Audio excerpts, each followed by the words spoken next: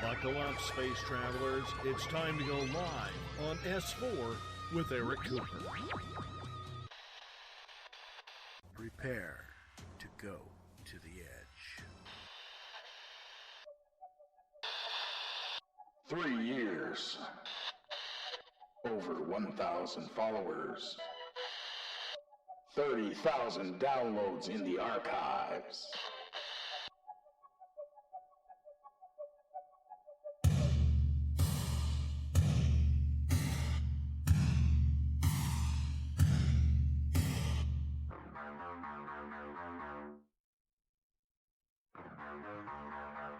Welcome to S4.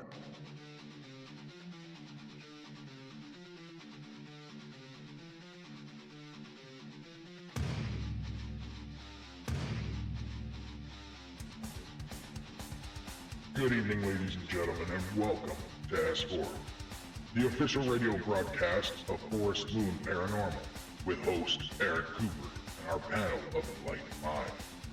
Coming to you live from FMP headquarters located in the heart of Skagit Valley, Washington, at the base of the majestic North Cascade Mountains. We will take you through a journey of exploration as we examine every aspect of the metaphysical. From spirits, UFOs, Bigfoot, and conspiracies, to grounding, protection, astral travel, and everything in between, leaving you with a better understanding and comprehension of the world around you, and the entities that inhabit it.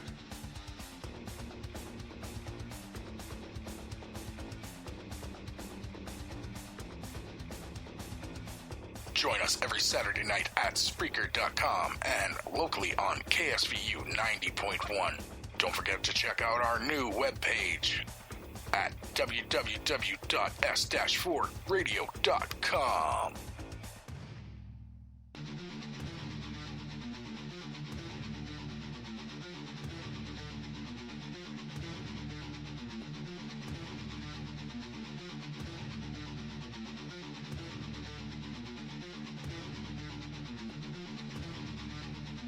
Now sit back, open your mind, get ready, because this is S4.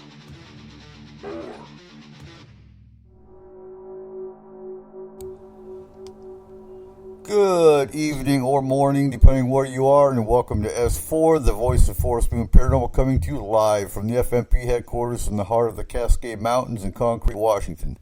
FMP is a highly active emergency response team for all aspects of the paranormal, from aggressive hauntings to alien interaction, Bigfoot and other cryptids, and everything in between is terrifying. S4 is the voice where we discuss these things in detail.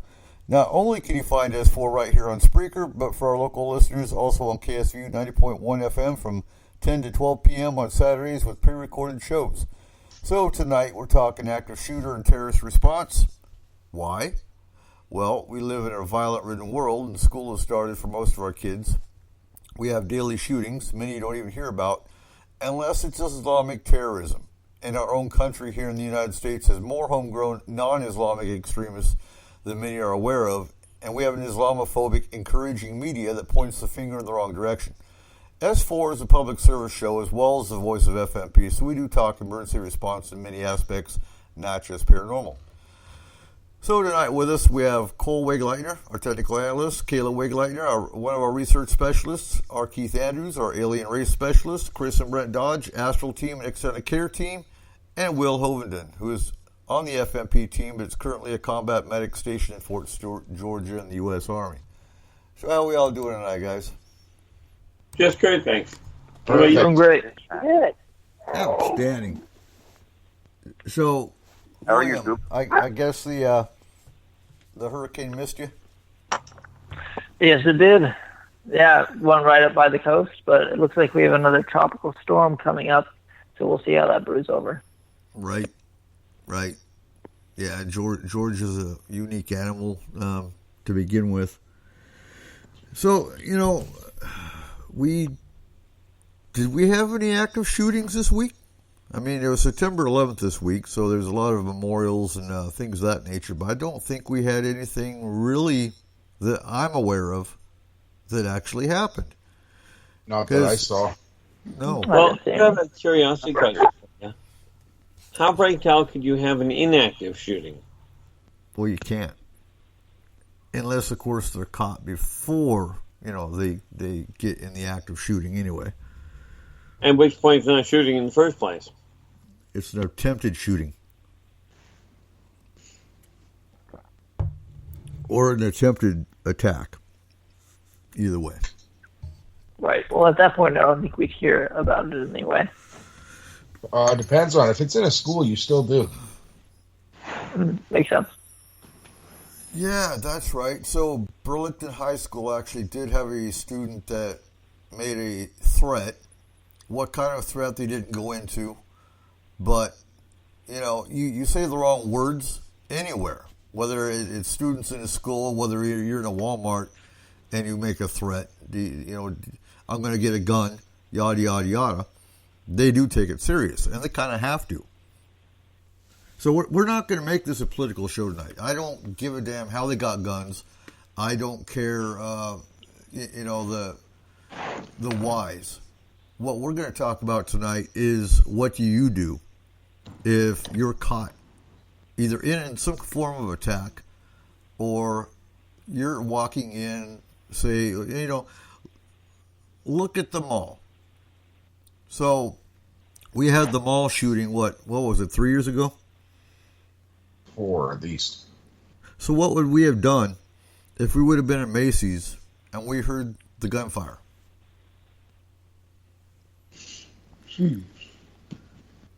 Wow. I had it. If I was there, you would have walked towards it. I doubt he'd have been walking. Yeah. Okay. Let's see. The only politics I'm going to say is the folks that think it's cool to have an open carry, I would really like you to consider what you're doing. Because if I'm walking around and I've got my big old .357 sitting at my hip and a shooter comes in, you're not going to see him right away. But you just became an automatic target. So the El Paso shooting, no, it wasn't even the El Paso, it was the, Odessa? The Odessa shooting. Yeah. According to some of the cops in the state of Texas, they're wishing that there were more good citizens would have been carrying guns that day. Really? Well, the body count would have been a lot higher. And that's pretty much my point for a few reasons. So you have 20 people now have a gun. How many do you think could have actually hit a moving truck? How many do you think? And then, of course, you got the cop factor. The cops show up to react to a shooting, or an active shooter situation. Now you've got 20 guys with guns. Which one's the shooter? Well, there is that problem. And, of course, unfortunately, most people, and, I am a firm proponent that guns aren't the problem. If you want to take the problem away, taking guns away is like saying, well, we're taking the weapon away. All of a sudden, you got to strip the cars out of the picture, too. Yeah, right. The whole cast of guns is most people that have a gun, and just from what I've come to understand, don't, number one, know how to shoot properly. And much more importantly, and thankfully on this one, they don't know how to shoot at people. So, right. The method and tool is not the problem. It's the mentality behind it. Exactly. So I'm all for the Second Amendment. I'm all for weapons. I think my biggest problem is they have to have more stringent background checks because the wrong people are getting them, and the wrong people are going to get them regardless. So taking guns away from the good people ain't the answer. No, because the people that are not good are going to find a way to get them. And they're certainly not going to register them. Right, and we can see this in the rise of the drug cartels after the war on drugs. The war on drugs was a complete failure because the more you took away the legal right to access and get drugs, the more the cartels had access to the market and were able to take over that advantage point and make more money and more business, all that sort of stuff. And the same thing would happen with guns. You're absolutely right. It happened during Prohibition. Exactly. You'd think they would learn, but no. and Izzy's in the background going, what happened to not going political? Well, technically everything's political, so. Everything is. The problem is, if you're going active shooter and terrorist response, that's not mom and pop grocery store usually, and it's certainly not kindergarten training. No. I think my biggest problem involving firearms, though, is the round capacity. Because I know the shooter in, I believe it was El Paso, had a 100 round drum. Why would you ever, unless you were in the military, need a 100 round drum? Well, don't take this the wrong way. I mean, you know as well as I do, I'm a very firm supporter of the military. But really, when do you need that many bullets in one gun? The funny part about it from my standpoint has always been, basically, if you learn, and don't get me wrong, I've fired one pistol in my life, so I'm not speaking from the standpoint of I know what I'm doing with a gun myself. But it seems to me that if you let the people actually learn to use the gun before you put them out there, you don't need as many rounds to take out the people. No. So you have a 50 cal. So based on the cyclic rate of fire is when you need mass bullets. That's really what it boils down to. So you got 50 cal, you got the, oh God. It's been too long. Help me out here, Will. With what, the cyclic rate of the 50 cal? No. What other? So you got a 50 cal, you got a 60 cal. Mark 19, we don't even need to get into because you're not going to find a civilian with a Mark 19. If they do, that's definitely black market because that's an automatic grenade launcher. Right. Well, in the military, most of the time when you need a fully automatic weapon, it's not for actually hitting targets. It's more for causing them to put their heads down and keep them behind bars. Yeah. Not behind bars, but behind cover. If you really are in a situation where you need that many bullets, it's not that you're firing for an individual. It's more that you're trying to hit as many people as possible, right? And it's kind of an interesting subject because if you look at it, you're either trying to kill as many people as possible or you're trying to keep as many people's heads down as possible. And that doesn't really work in the modern era because most people don't really know how to use a gun. So it's definitely the former instead of the latter. Right. Which is why I guess is my biggest point of there's no civilian that needs to have a 100 round drum, let alone a 30 round magazine. Because are you really going to go deer hunting with a 30 round magazine? Right. And as much as I agree that they should become illegal, because civilians first off don't need that, it also doesn't mean that people who are going to do bad things, we'll just call them, it doesn't really matter. They are going to find it anyway. With the modern influx of 3D printing and the black market, right? They're really going to find whatever they want whenever they want. You can, at this point, 3D print a gun to do whatever you want, whether you want an automatic handgun or you want an AR-15 or anything like that. You can get a ghost gun off the black market for cheap. So at this point, it's not at the point where we're trying to outlaw guns to stop bad people from doing things, but the outlawing of guns is only going to stop good people from getting the guns, because bad people aren't going to follow the laws anyway. So at this point, you're just chipping away with the laws at the rights of people who are going to only defend themselves. Right. So it's kind of a double-edged sword, because on one hand, they don't need those high-powered, those high-amount magazines. I agree with you 100%. But at the same time, the bad people are going to have them anyway. So where do we draw the line? What are we going to do about this? It really, I'm sitting here thinking, so the shooter in Odessa actually threatened his neighbor with his weapon 3 months prior. It was reported to law enforcement. Law enforcement couldn't find it on their GPS, the location, so they just dropped it. So here you have a guy. He's already angry, obviously. He's got a temper enough to pull out a weapon on whoever he wants to. Gets fired. He actually called the FBI tip line like an hour or so before he went on his shooting spree. And, well, there you go. So I'd say on some aspects it's a failure on law enforcement for taking red flag people serious.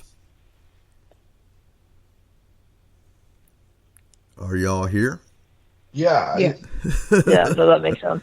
No, right, and it kind of it correlates to the uprising of serial killers in the 70s and 80s, where we kind of realized that they reacted to triggers, and that was what caused them to snap from a normal life where they had internal problems to putting those problems into the external world and becoming actual serial killers and murdering the people around them. Right. At this point, we know that is a problem and that is what is going to cause them. But at the same time, we were ignoring the red flags just because of certain factors, as in they're white or it probably won't happen. But in the end, it does happen in a small percentage of the people who do actually do it. So how do we decide or figure out who is going to do those things, who's going to cause those problems, and who is just blowing smoke? So what's your opinion, Chris? It's such a hard topic. I mean, when you said, what would you do, what would we do if let's say I was at that mall? The only thing that I can think of is I think a lot of people are so dependent on law enforcement that they sit and wait it out. You see what I mean? They just sit and, the cops are going to come save me. They're going to come save me. So anybody, and I think that is huge. That's one of the first things that comes to a lot of people's minds when they're in a situation like that. So to be able to protect yourself, I don't know. It just goes against that thought that's in your mind that the police are going to protect you and save you. And that's kind of what I was thinking. Well, you're absolutely right. So the first step, so the FBI actually changed the process. I can't remember what the original active shooter response was supposed to be run, hide, fight. The FBI moved it to move, escape, or attack, which is really not much different than the original. But the main thing they want you to understand is the first reaction to most people when they hear gunfire, unless you're a veteran, you're going to hit the ground automatically, is to freeze. Fear makes you freeze. You have the run and flight, the fight or flight reaction. Most people aren't going to run towards the gunfire. They're going to either, so using Macy's as the example again, there's not much cover with racks of clothes. Obviously. They didn't need much cover. To what? They didn't need much cover. Well, in that case, no. Because he was randomly targeting his victims, screaming out women's names as he went. Right, and that was also a hunting rifle. But if he was spraying a 100-plus capacity magazine in all directions, that wouldn't have mattered. No. Yeah, if he just spraying, it's going to go right through clothes racks, obviously. The best you can do right up front is to get as low to the ground as you can. And hope those bullets go over you if you're behind clothes racks, for example. And that's the only scenario I'm explaining that with. So I'm doing my thesis on situational awareness. With law enforcement, for example, even when they're all off-duty or retired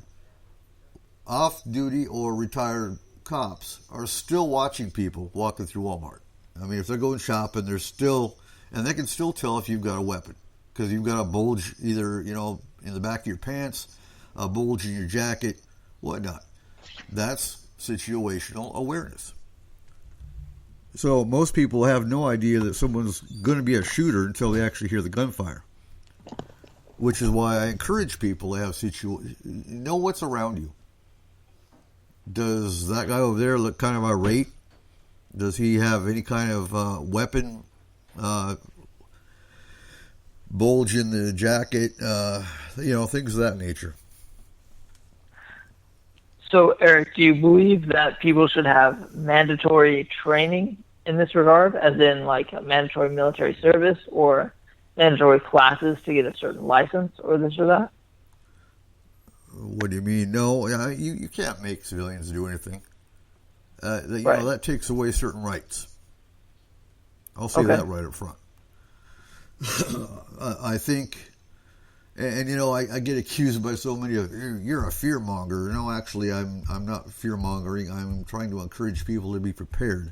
We live in a culture in a society today where shootings are becoming so common they're expected in the news. We just had this talk today that back in the 70s, growing up, the only guns you saw in school were in a gun rack in the high schooler's truck because he's going hunting after school. There wasn't a shooting. I think the first real active shooter in a school was that really hit news was Columbine, was it not? Yes, it was. Yeah. The first big one that actually happened was here in Moses Lake. Was that before Columbine? Yes, it was. Okay. Columbine was, I want to say 20. I think 1999. There you go. I was still in the Army. And not many people even hear about the school shooting they had just a few years ago in Marysville. Pilchuck. Yep, the Pilchuck shooting. And that killed, 3? Yes, or the one at the university down by Seattle. Right. So, I mean, you've got shootings. So, I know when you guys were reading the article about the timeline of recent mass shootings, just, in the last 2 years, a lot of those never even hit the mainstream news. Right. I didn't hear about either of those. So, Pilchuck happened, I want to say about 5 years ago, because I know we were living here in Concrete when that happened. I think it was 2013-ish. Yeah, it happened after Oso, the Oso slide. But, I'm not going to send, I don't know, and I'm kind of on the fence. Say again? 2014. Okay. I'm on the fence with arming teachers. I'm for. I do know when I was growing up that arming the teachers wouldn't have been a good idea. They were already pretty good shots with chalks and shoes. Right? Right. And teachers are already kind of scraping the bottom of the barrel with the amounts that they're paid in accordance to the amount of schooling they have to go through. You're kind of already, like I said, scraping the bottom of the barrel. Nobody really wants to be a teacher nowadays, especially in middle and high school where most of these shootings are happening, because it's just such a terrible job. So why would we give those people who really are kind of, I guess, the bottom of their classes the ability to have guns and walk through school with them? Plus, they've shown that in studies, they've shown that a lot of the times the people who have guns, especially like open carry, are more likely to have the guns taken away from them and used for nefarious purposes than they are actually to be used for positive purposes. Right. Well, you have to figure out, I mean, don't get me wrong. Understand that I do agree wholeheartedly with the defense principle. But no matter whether we're talking defense or we're talking assault, guns don't have a real peaceful use. No, not by any means. I can't think of anything peaceful with them. So Joe's in the chat room, and he says Israel arms their teachers. I'm for armed security. Don't get me wrong. I just don't think it's the teachers that need to be armed. Correct me if I'm wrong, but from that standpoint, you're more and more in favor of literally having a security force on site. Like, as in one that is trained for response. Hands down, but they've got to be, there's, how do I say this? Because you look at the shooting that happened, I believe it was in Florida, where the security guard they had was so elderly that he didn't even pull his gun out, I don't think. Well, here's a bizarre concept. But what about taking members of the military that are absolutely trained to do this and to do the job properly, and trained to defend the people of the country, both foreign and domestic, put them to work on home soil, where they can actually do the job and still be at home? Because that's unconstitutional. Maybe the Coast Guard could do something like that, but the actual military cannot act within domestic soil without breaking constitutional law. Yeah, I'm trying to remember what that's called. It's posse comitatus, I believe. And Joe says Broward County had an armed off-duty police officer at the school, and when the shooting had started, he ran away. I think there was something wrong with the training they thought they'd given him. Say again? I think there was something wrong with the training they thought they had given him. Yeah. I expect a cop to run towards the shooting, not away from it. Right. We're first responders we're the people who run toward the disaster, not away. It doesn't matter the training you're given. If you're a first responder, you know what to do, and it's not to run away. Exactly. Can you imagine a fire and the firemen run away from the fire? Sure I can. I've seen it happen. Oh, my God, no. Right, but they're not. That's not a good firefighter. Not at all. And EMS runs towards the motor vehicle accident, not away from it. Or any other threat, for that matter. A motor vehicle, MVA obviously not being a threat, but bottom line, if there's any kind of disaster or a threat, your first responders have what I call military blood or hero blood, and run towards it, not away. So yeah, Joe, bad cop.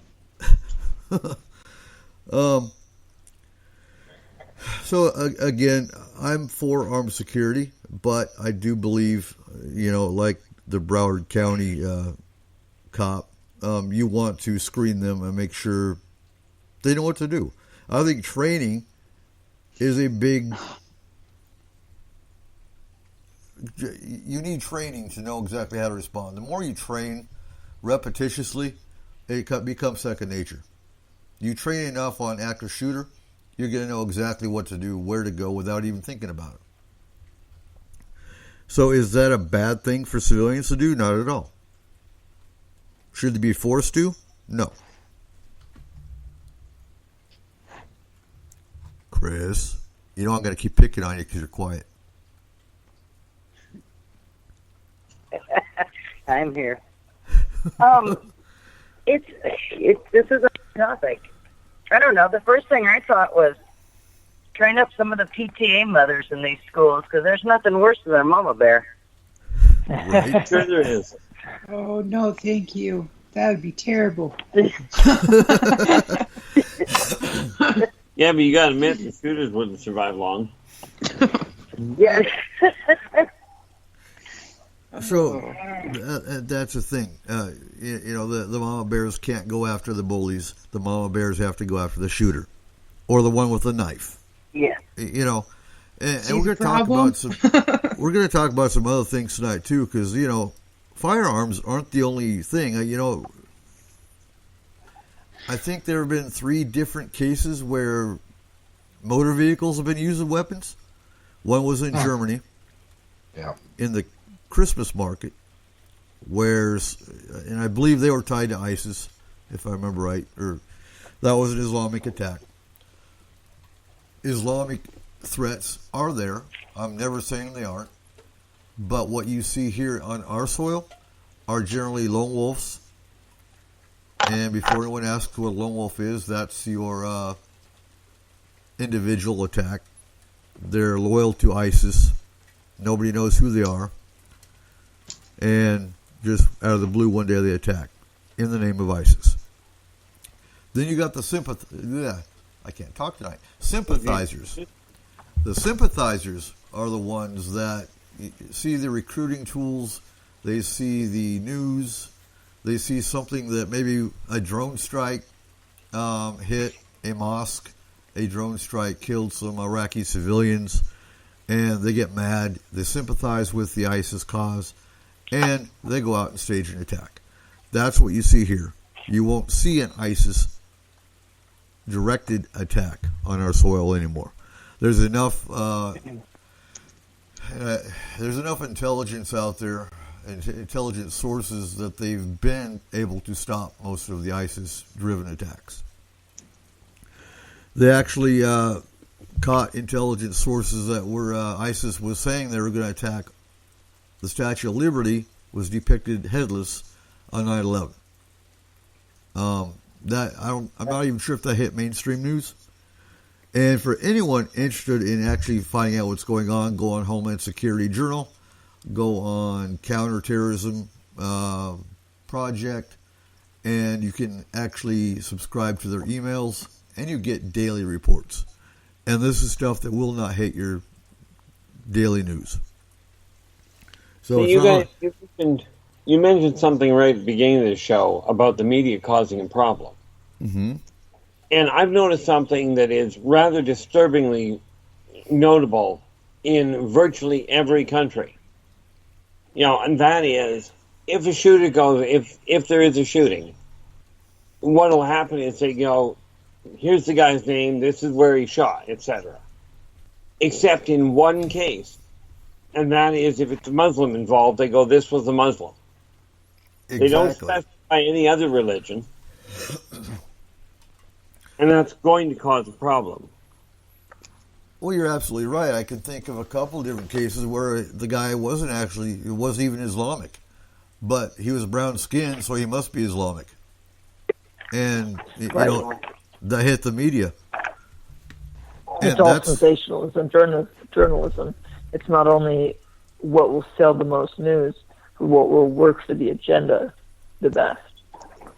Because the more they stack things on top of each other, the more will be watched and the more will be accepted.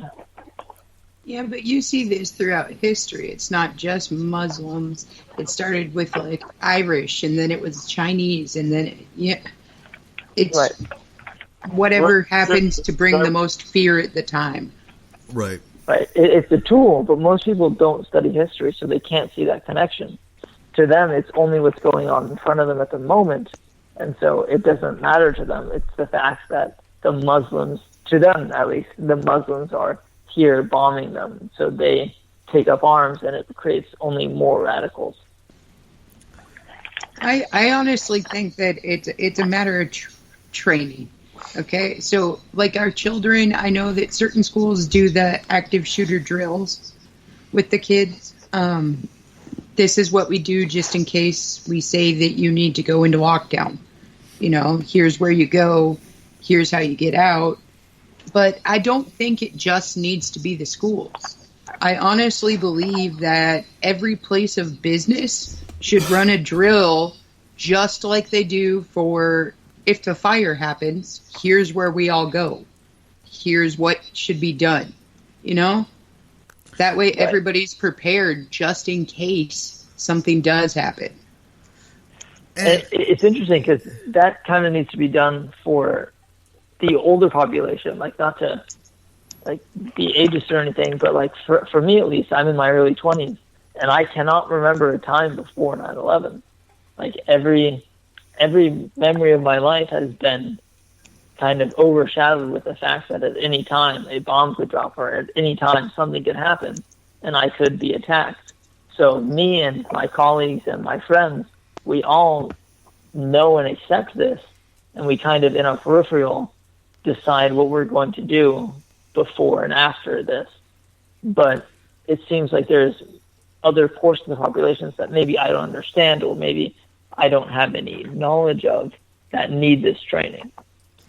Right. We've been doing this our whole lives.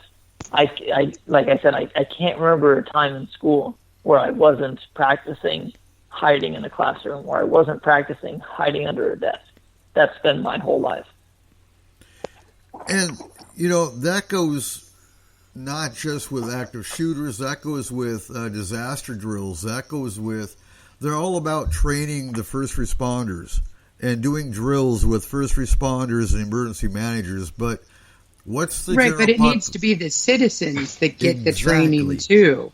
That's if we would just run it like a fire drill. Hey, here's where you go. Here's what you do. Hit the floor.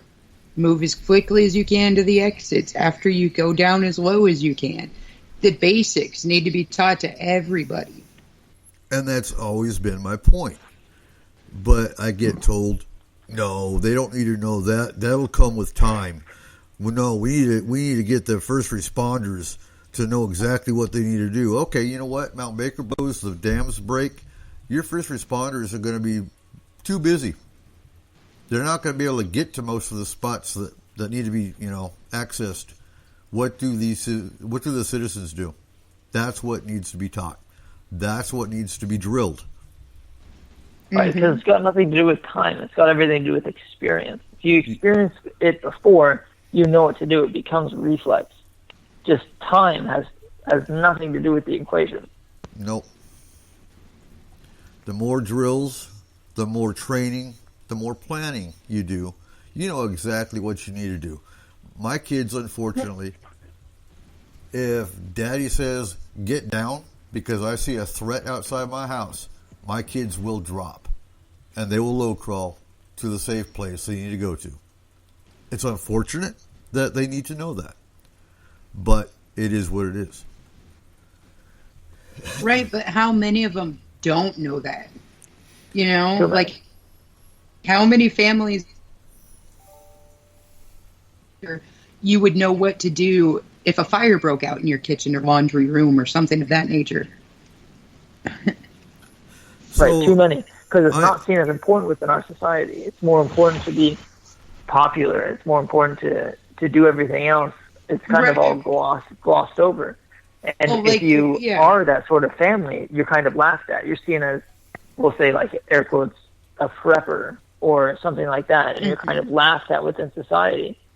I don't know why. Maybe they don't want you to be like that or this or that, but it's just not a common thing. And if you do that, you're kind of an outcast for some reason. Or paranoid. They like to call you paranoid, too. Exactly. Love those terms.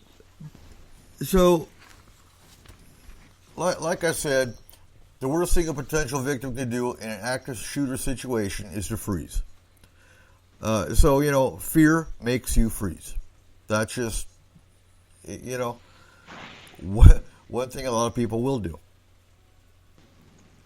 Mm-hmm. So, training. Can I go into that a little bit more? Yeah, go ahead. Okay, so for our listeners, if you look on just type into your Google or whatever browser you use, young girl hired expert to teach active shooter.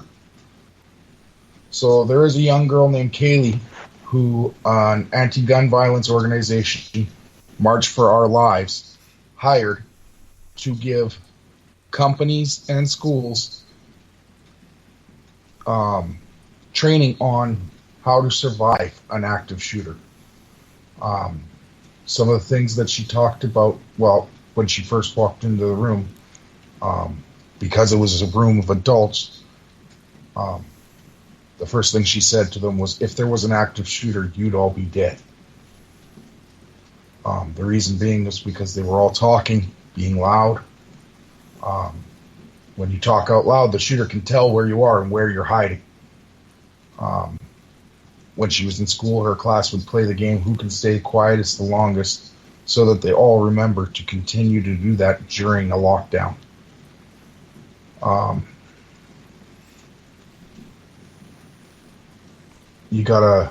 One of the main things is, if you're in an enclosed room, push doors or tables, chairs, anything that you can find up against that door to keep it shut.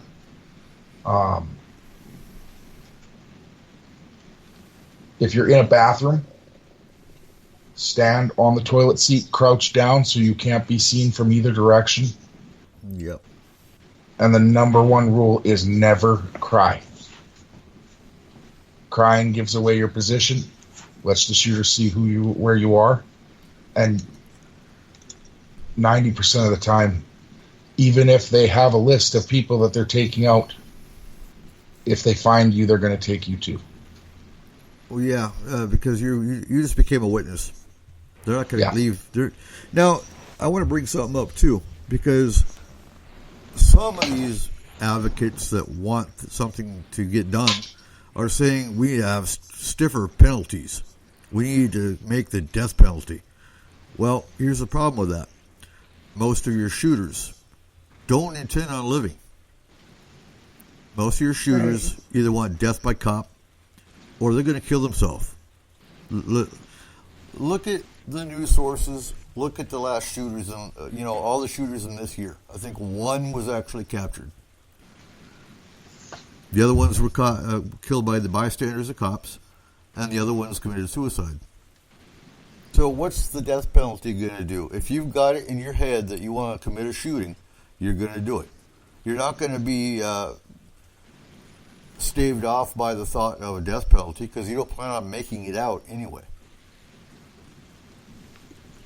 Well, the other problem with the death penalty is the wait list. The wait list? Well, you take a look at the length of time you've got people sitting on death row. Right. Yeah, I mean, with the way that it's done right now, and don't get me wrong, I agree with you wholeheartedly that the death penalty won't deter the active shooter. No. But right now, I'm on the same death on the same death row that most of the people on death row are on. In other words, I will end up dying of old age at some point. Right. Yeah, it literally costs more and takes more time to put someone on death row than it does to keep them in life in prison. Plus, we lose the entire resource of being able to talk to this person, try and get information on why they felt this way, what caused them to snap, and get a basis of statistical information on ways that we could deter the next generation of active shooters. Instead, we just kill them. And that's a total waste, in my opinion, especially if we only have one per year that survives. That just doesn't make sense. Yeah, I completely agree. That's a mindset that isn't accessible, except for the small minority. So the first, did you have more to add, Cole? Because I'm going to add two. The first on both of these models is run. You don't run straight. You run in a zigzag pattern. It makes it harder to shoot. I know that's another point. Go ahead. The only other thing I would say is, I know you say don't freeze. Mm-hmm. But if you can, take a minute and breathe. Right. Don't freeze in the open. Panic, you're not coming You've got up. a good spot. Yeah. Take a minute, breathe, and try and calm yourself as much as possible to get your own self out of that situation and whoever's with you that you can. But on that, again, using Macy's for the example, or either that or the shooter that's going to spray, I wouldn't take a minute and breathe standing in front of the shooter. No, but one of the customers did take a minute and breathe. Okay. And he was actually able to get out. What he did was he took a minute to listen for where the shooter was going. So he stopped and he waited for the shooter to move before he did. And then he left. And actually, there was quite a few people in that store, and most of them did get out. So that particular person didn't have the shooter in their sights? No. Okay. Honestly, the shooter actually had to go search for people. Okay. So I'm referring... Macy's, though, I can't find anything in that place. No, I'm referring to the ones that are, you look at the door and there's a shooter in the doorway. If you're within their sight, they can see you, you're going to become a target. If you just hear the gunshots, then obviously, yeah, I'd move.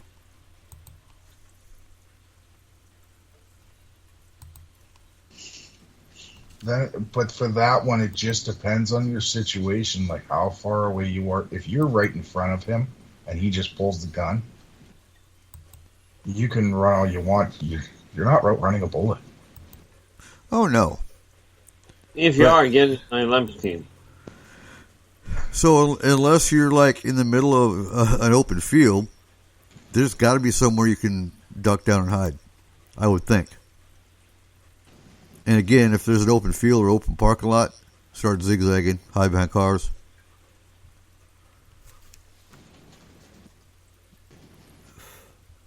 Yeah. See, the other problem we've got here is a very simple one to correct, except for one little detail. And that is that there's this brilliant idea that this kind of thing on the front pages is the thing that'll sell the papers.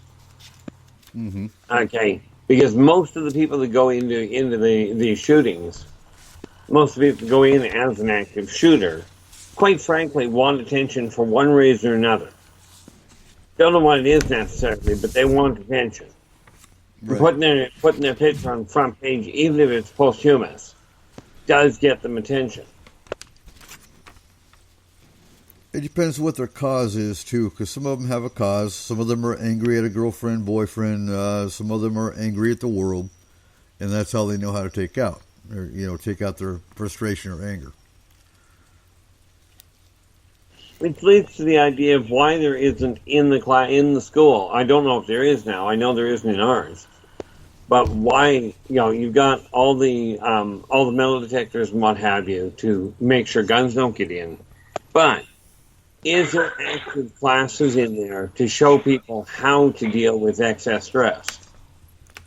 Well, yeah, counselors.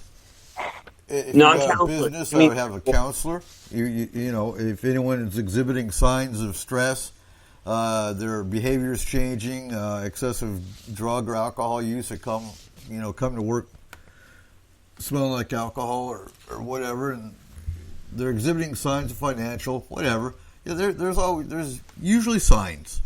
Yeah, but here's the thing: you're talking counselors once the signs surface. I'm talking training to start with before the signs ever get there. Right.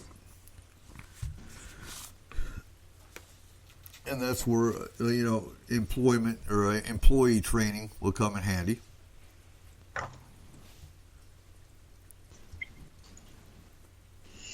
Right, at this point, as far as I know, nothing like that really exists. They talk about how to deal with it externally, but not how to deal with it internally. And that's what I'm referring to. Right. Well, it's still nice. Nowadays, it's become a lot more common to be accepting of psychological disorders and diseases, but still, it's still seen as very taboo, especially within yourself. You're kind of told to overcome it, and you'll be okay, and just deal with it. Here, take this medicine. Just, all you have to do is try hard, and you'll step up over it. But for some people, you really can't. And so for them, as much as they try, they see themselves as weak for not being able to do it, not being able to step up over it. And so it drives them farther and farther down to the rabbit hole. And eventually they come across these outlets and do what they feel they need to do.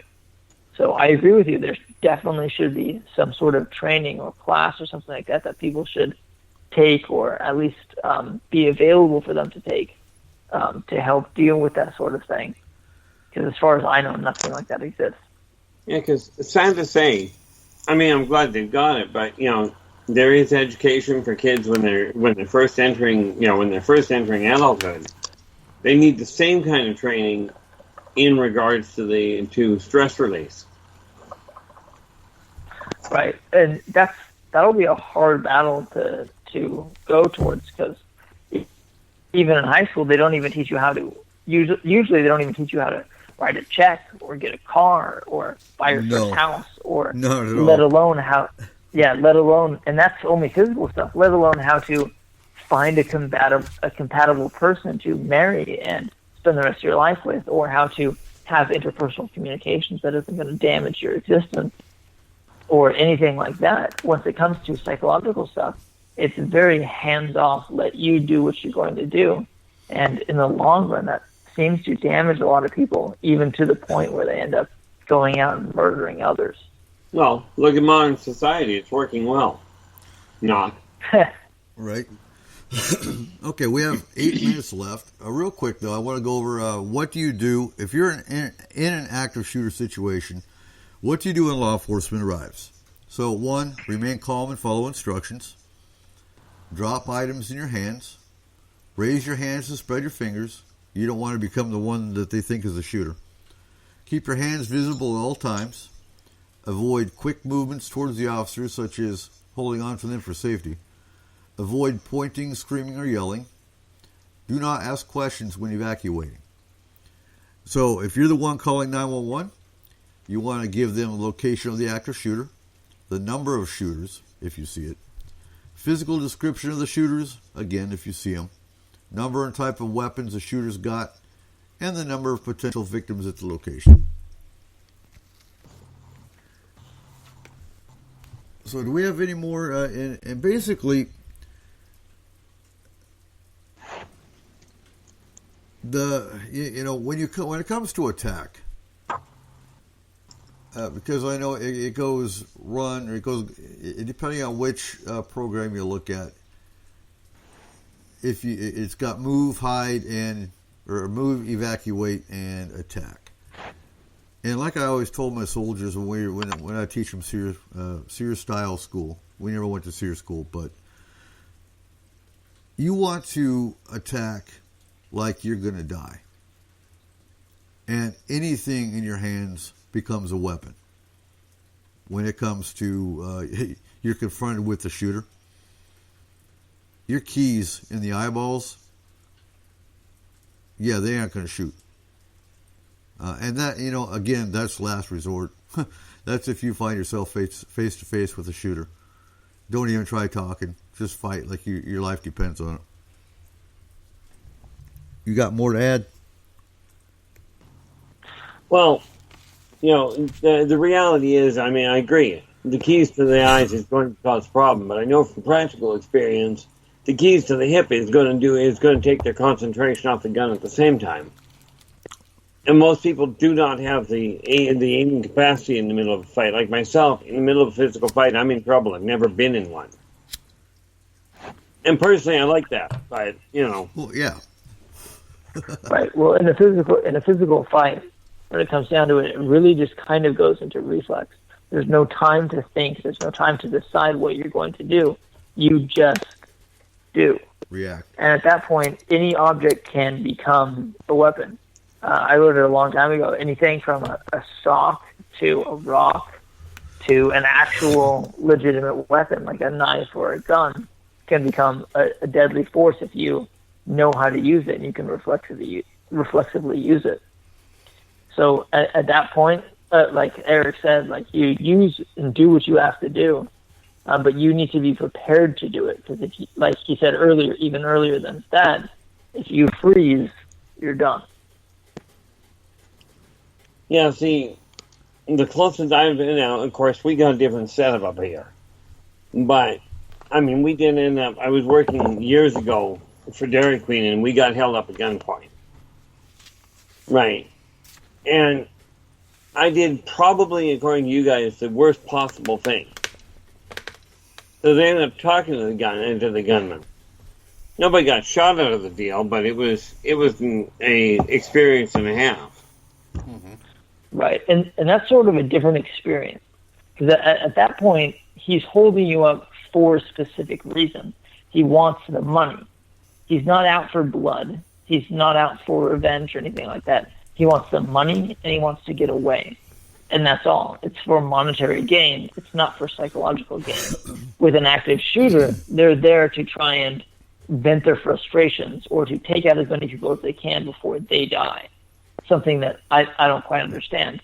But when it comes to someone who's holding up a gas station, all they want to do is bring themselves further gain without losing anything. So at that point, striking up a conversation with them isn't really a bad ploy, because not only does it humanize you, but it gives them sort of an outlet for their not quite frustration, but their anxiety within the situation, which will probably calm them down. Where with an active shooter, talking to them might only amp them up. No, that'll yeah, you're absolutely right. Talking to them is going to anger them even more, and you're absolutely right. When it comes to the robbery, criminals and terrorists are completely two different animals. When it comes to the robbery, most companies will tell you just give them the money. Get as many details about the person as you can. Plus, most of them have cameras. They're going to catch them. Just give them what they want, and they'll leave. I mean, you've got the aggressive one. Sometimes it doesn't care. They're going to shoot you anyway because you identified them. But most of the time, you just give them the money and they're gone. Whereas the active shooter, they're on a completely different agenda than the robbery. Yeah, they usually want to kill as many as they can. And that in itself is terrorism, because terrorism is striking fear in people. That's one of the definitions. There's so many definitions of terrorism depending on which government agency you're talking about. So the bottom line is politics and religion are the biggest drivers of terrorism. And when it comes to the active shooter, causing fear and something memorable is really what it boils down to. So you could call the active shooter a terrorist action.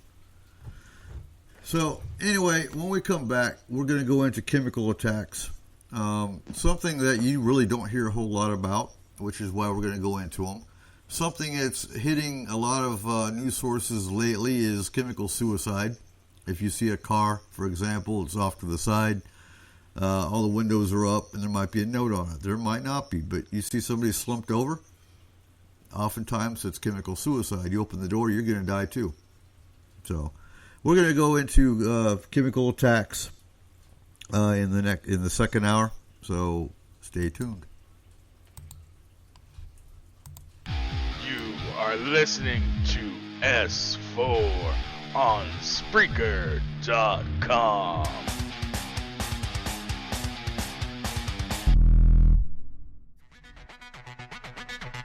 Come get spooked at the 4th Annual Forest Moon Paracon in Cedar-Woolley, Washington, Saturday, September 28th. UFOs, ghosts, aliens, Bigfoot. Speakers include Mike Morin and Jason Jordan, R. Keith Andrews, and Dave Scott from Spaced Out Radio, and so much more. There will be workshops and a VIP roundtable. Get early bird tickets now at fmparacon.com. We've had several days of 80-degree plus weather here in Concrete, Washington. My family's favorite way to keep cool in this heat is to stop by Java Zone 2 and grab a delicious iced latte for me and a blended mocha for my husband. Our son just loves their creamy milkshakes, and our daughter can't get enough of their ice cream. The best part is, Java Zone 2 is conveniently located just off Highway 20 beside Loggers Landing. And I'm proud to shop local for a business that has been a staple of the Concrete and Upriver community since it opened its doors in 2010. So if you're looking for a way to keep cool in this summer heat, come check out Java Zone 2. They're fast, friendly, and local.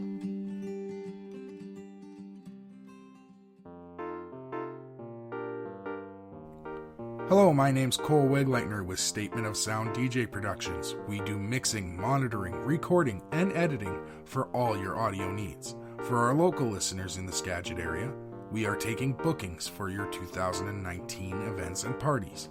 We have a wide array of music from any genre. Please allow us to help you make these memories last forever. Contact us at 360-999-2830 or on Facebook at www.facebook.com/SOSDJPro.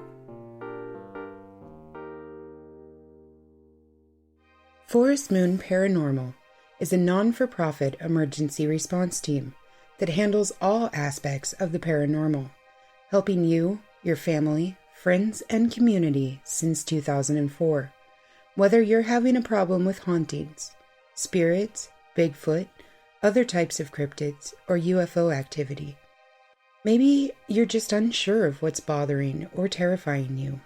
Or maybe you're just afraid of criticism and disbelief. FMP is here for you. We handle cases globally and locally from our headquarters in Skagit County, Washington. We never accept any form of payment for our services and are 100% confidential. You can find us on Facebook under Forest Moon Paranormal.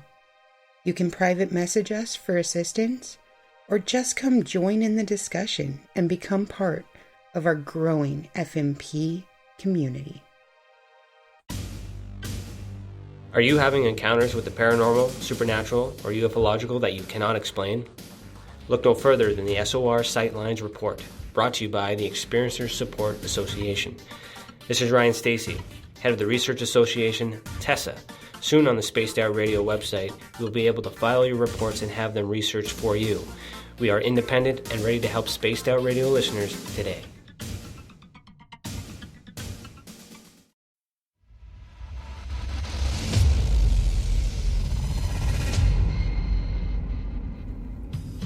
Join us on September 28th at the Cedro Woolley Community Center for 2019 Forest Moon Paranormal Paracon. VIP All Access passes on sale now at fmparacon.com. Your pass includes all-day admission to see the speakers and workshops, the Ghost Walk, a special VIP workshop, a special round table with the speakers, a Paracon t-shirt, and an FMP Paracon swag bag. These tickets can be purchased from fmparacon.com. Get yours today. Hey everyone, Cole here with S4 Paranormal Radio, the official voice of Forest Moon Paranormal. Looking for a way to get the word out there about your business, group, team, or product? Let us help you. A few clicks is all it takes to get started at s-4radio.com, or you can contact me at 360-999-2830.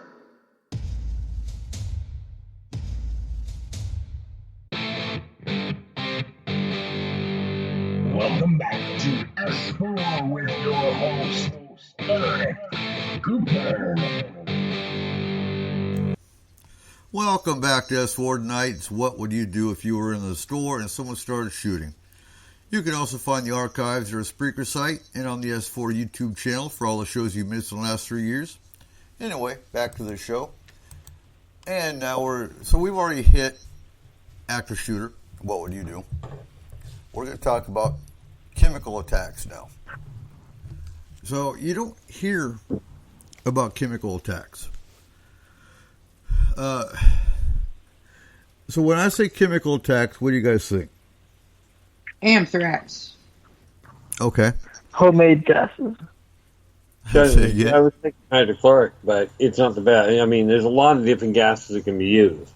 Lactose intolerance. Oh. Usually not fail. Just makes you wish it. So I've got 4 examples. In 2018 and 2017, the Syrian government released a toxic substance, possibly a nerve agent, on its citizens. Now, I got to stop. William, Pontoon Patriots got it. Yeah, meth lab next door, a perfect example of a chemical agent. Or a chemical, I won't say attack, but when the meth lab blows up, well, there you go. You've got a chemical attack. And most of your fire departments don't have hazmat training. They shouldn't be responding. You should have a hazmat team actually respond to it. And that's kind of my point. But what kind of NBC, or actually it's CBRN now, what kind of CBRN training did you get in med school? Okay, so we actually had a few days of CBRN training. So basically, what they trained us to do is once we realize that it's a CBRN attack or CBRN situation, we're actually supposed to back off from the whole thing and wait for the experts to arrive. And at that point, we back them up and follow their orders. We establish a perimeter around them based mostly on actually just the direction that the wind is blowing, because that will carry the particles and the substance farther than anything else. And so we back up to a certain point, and that area, I can't remember the exact meters, but a certain area is designated as the hot zone, and we work either as the in-between to the hot zone and the patient zone, and then the patient to the cold zone. And we try and transfer patients back and forth while not only cleansing them and their gear, but holding in all of the chemicals and everything so that it doesn't spread to the outside world. Because honestly, like, mass shootings are bad, but when it comes to a chemical and a whole CBRN situation, yeah, those things can go out of hand much faster and on a much higher level than anything we can think about in a conventional way.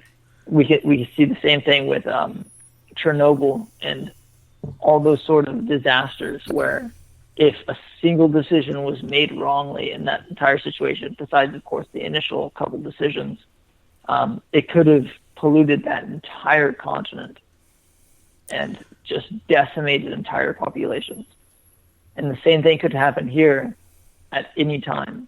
So we're trained to definitely take a step back and let the experts take the field, because if they don't, things can go bad very fast for individuals and the entire organizations or groups or nations. I got to cut in real quick. Susan, yes, you are in the right place. This is S4.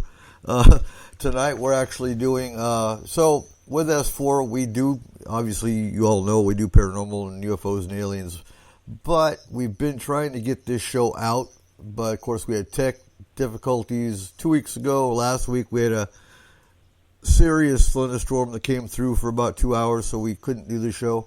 But tonight it's active shooter, and we intended on doing this show before school started, but well, you know, things happen.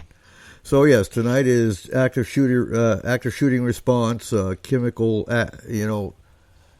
attack response, and so William.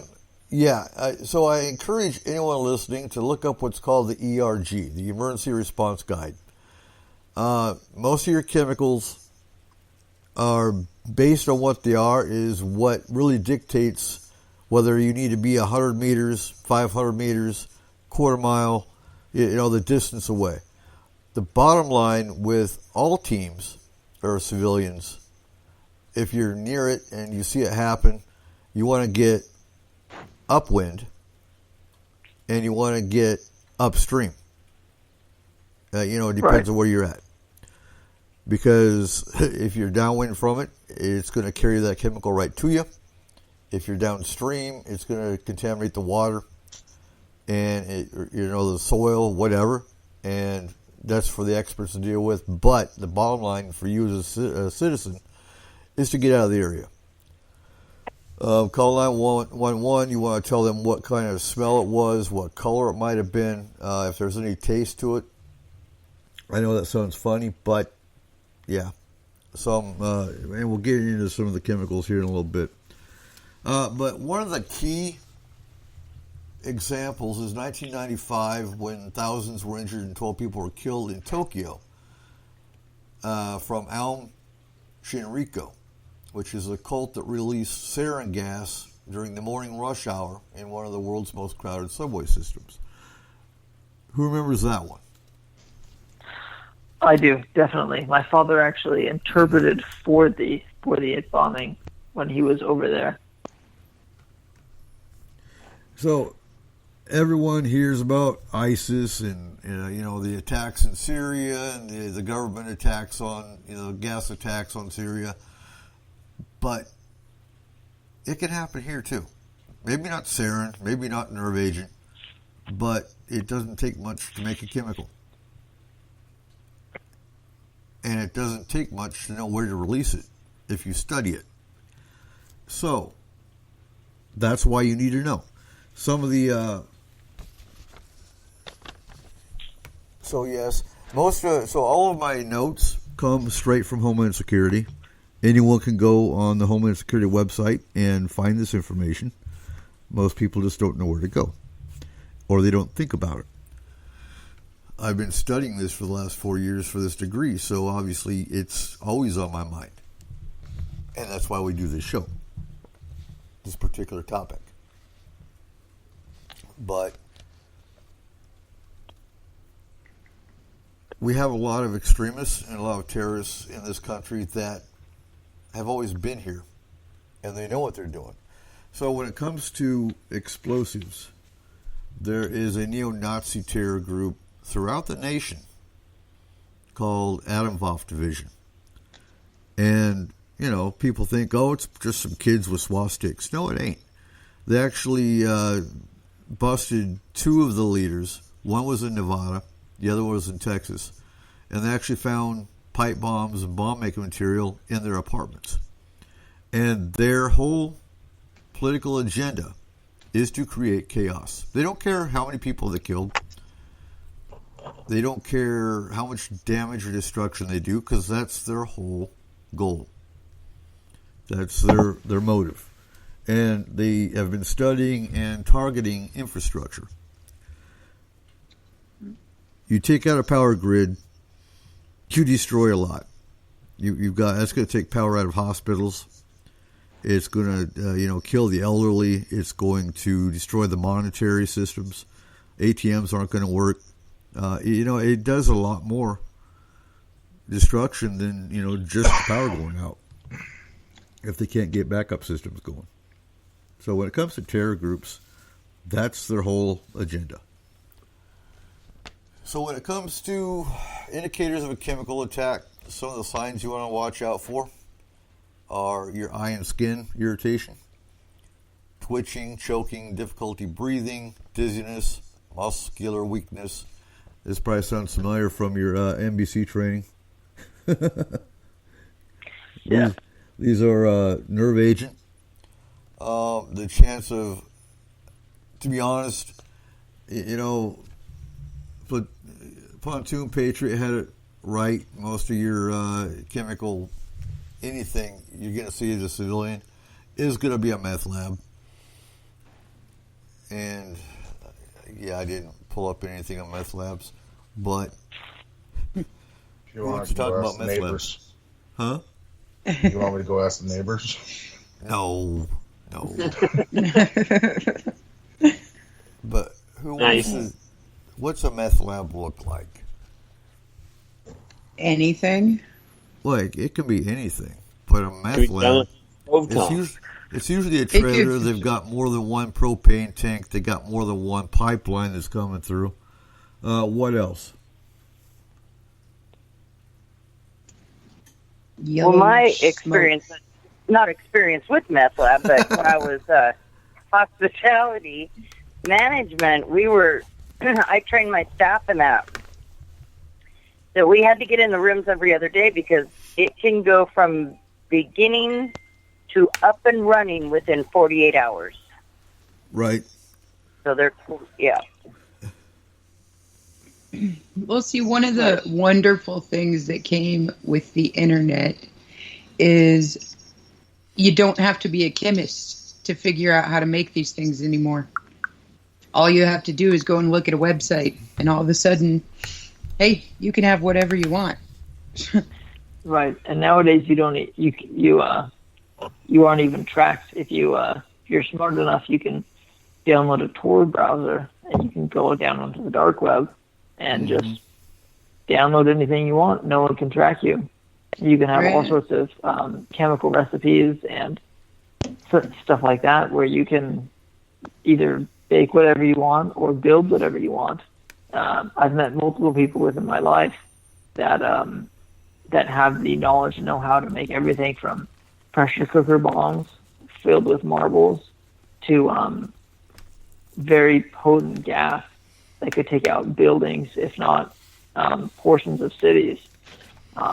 Luckily, none of them were unstable. They were just curious.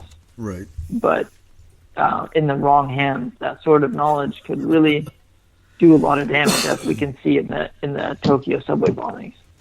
See, what has always confused me is how a civilization that claims to be so advanced and spends so much time trying to tear itself apart for whatever reason. Now I know I'm a bit backwoods where it comes to this whole thing. But the thing that confuses the heck out of me is why it is especially, let's take a look at the States itself. It's got phenomenal opportunities. Why, pray tell, what has happened to the communication lines that have caused so many people to want to blow the thing up from inside, never mind outside? Well, that's I think that's where psychosis comes from. To be honest with you, it's become this civilization is degraded so much. Growing up in the 70s, you wouldn't have thought about half this stuff that comes out. So what changed? Right. I think it's the deravelment of connectedness. At this point in our society, we're almost encouraged, if not directly encouraged, to isolate ourselves from everybody and everything else around us, our families, our friends, and our social groups. Not only is religion targeted, whether that be for positive or negative, but family and friends and everything else, we're kind of glorifying the individual and their pursuit by themselves. So we kind of either, whether it be intentionally or not, we lock people away into their own mentality. And some people can handle it. Honestly, probably most people can handle it, but many, many people cannot. And so that's where things start to breed and fester, especially with the underbelly of the internet and society that exists so close to our reach, especially within modern TV shows and easily accessible media and this and that, that it just breeds and festers to the point where they see something that, although someone who has grown up with family and society sees as inherently evil, they see as something that doesn't really matter, or doesn't matter to them at least. Something that could and feed their... Trips in the chat room says, well, just when we get off the watch list, we get put right back on. Well, not really. Well, yeah. Not really. Question. Oh, we never got off that list. Come on. we never will. if you're not on that list, you're not important, right? I actually had to tell find that one day. He was worried he was being watched, and I said, well, I got good news and bad news. The government does watch everybody, but no, you're really not that important. No. Well, kind of on the lines of what you were saying, though, Will, it's a lot easier to... Okay, so before, if you wanted to talk about somebody, you talked behind their back or whatever, and it might eventually get back to them as a rumor. Now, all you have to do is go and put in some random username, and you can say all this horrible stuff to their face, and it's never coming back to you. It's this random user that said this. Right. You know, and even without the random username. You don't even... Right. You don't even have to use a random username. Half the people that want to say something to your face will say it behind the keyboard, and they'll never say it to your face because they're too chicken crap. Exactly. So it's now you amazing have this how whole virtual brazen. world that's putting people down constantly. So all you're hearing is the negative aspects of everything. And not that's just what everything, but... You're brewing in all these negative thoughts. And when... all you're hearing is how worthless you are continuously from different groups of people, you're going to start to believe it. Right. Right. And it's not just what you're hearing from other people, but if you look at social media, such as Instagram or this and that, it's not just what you hear from other people, but what you view yourself as. Instagram, Facebook, all those sort of things. Nobody posts the bad things about themselves or their life or anything like that. Everyone always posts the most positive things, the best photos.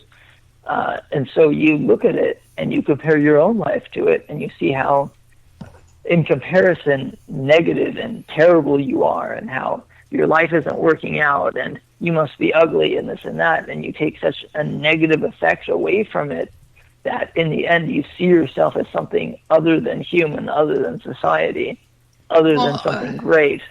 And I mean, our views both of those added together. Our views of what is beautiful has changed so much, and everybody is trying to live up to these unrealistic expectations now because this person has 26 filters on them. Okay, they don't look like that. Nobody looks like that in real life, but you're trying to make yourself look like that because you're like, this is what everybody wants. And it's whatever the flavor of the week is. Exactly. And even if someone does look like that, because there are some people out there who look like those top models, who have that body type or have that image, but that is the far few percent, the 0.000 on 1% who have that thing who are glorified so much that all of the rest of us are almost forced into a mindset where we feel we need to be that way when we really don't. All we need to do is accept ourselves and move on and be happy. It became a lot more about external look than what lies within the person. Exactly, because it's basically impossible to put that external self out onto the internet, out onto social media or anything like that. It's like the difference between watching a movie and reading a book. Reading a book used to be considered always the better one because you could read the dialogue internally on the main character and thoughts back and forth between the other characters and the detail. But nowadays, like, no one cares about that. All they want to do is see what's going on. They want to see that minor detail that's happening around, and they want to experience the major effects caused by the main characters. And other than that, they really don't care anymore. So many people my age and younger than me that I've met just don't read books anymore because it doesn't hold that worldview anymore. All they want to do is experience the main event, and everything other than that is pointless to them. Mm-hmm. And you hit the very crux. When you said the internet, period. Because what was different from the 70s to now is now you can go online, you can find how to make a bomb. You can find recruiting videos from extremist groups. You can, and you take the other part of what you guys were talking about with, people get knocked down online by complete strangers on Facebook that just think you're stupid, which drops your self-esteem. And then all of a sudden you've got, say, Adam Voff Division, or you've got the white supremacists, or you got Black Lives Matter. You got a whole plethora of extremist groups that will pick you up and make you feel great. At that point, anyone steps in and tells you you're amazing, you're exactly what we need. All you have to do to be a major player is X. And you grab that and run with it as an individual, and you become one of these people who does something terrible, even though you think it's something that is amazing. Well, the other big, huge difference between like the 70s and now is also just population in general. If you have a bigger population of people, then there's going to be more people within that population with certain tendencies. Not a bigger percent per se, but more of them because of the fact that there's more there. Right. And Keith, you still here? Yeah, I was just working on the computer, so I figured I'd cut my mic off. Okay. No, so I like what you said in the chat room with, to me, it's not a question of censoring. It's a case of not putting it on the front page. And that's where the media comes in, And that's the thing. And, the reality is, like, looking back, we had the same number of problems. The problem was just prolific. It just wasn't as visible. Mm-hmm. But now it's on everyone's mind because CNN and Fox News and MSNBC have all picked it up and put it on the front page. See, President start putting on the front page things like who married who. Right, now it's all gloom and doom and gloom and all this stuff. What horrible catastrophe is happening next? And like you said, with the higher percentage of people and the higher instances of stuff going on, the more news they have to put out there. So the more it seems like it's happening. When really, in percentage-wise, it might be happening less. But because there are more cases by individuals, they can write more stories to seem like it's happening more, which only fuels it. Right. So getting back to indicators of a chemical attack, so along with the difficulty, so what we described in the beginning here was basically a nerve agent, and we'll get to the chemicals that can cause it, is that, doing a show like this can be a double-edged sword. Because you're giving information that the bad guys can use as well as, indicators of what's going on. But I don't worry about it because it's all information you can find on the internet anyway. So the presence of an unusual liquid, sprays or vapors, droplets and oily film on surfaces is another indicator of a chemical attack. Unexplained odors, unusual dead or dying animals in the area, and or low-lying clouds or fog unrelated to weather may also be a chemical agent. And I really hope, folks, we never see this in our day and age in our country. Because we're not even going to go into biological attack. This is just that would scare the crap out of most of you. So some of the chemicals, obviously sarin. You'll probably never see sarin. Sarin is what they used in the subway in Japan.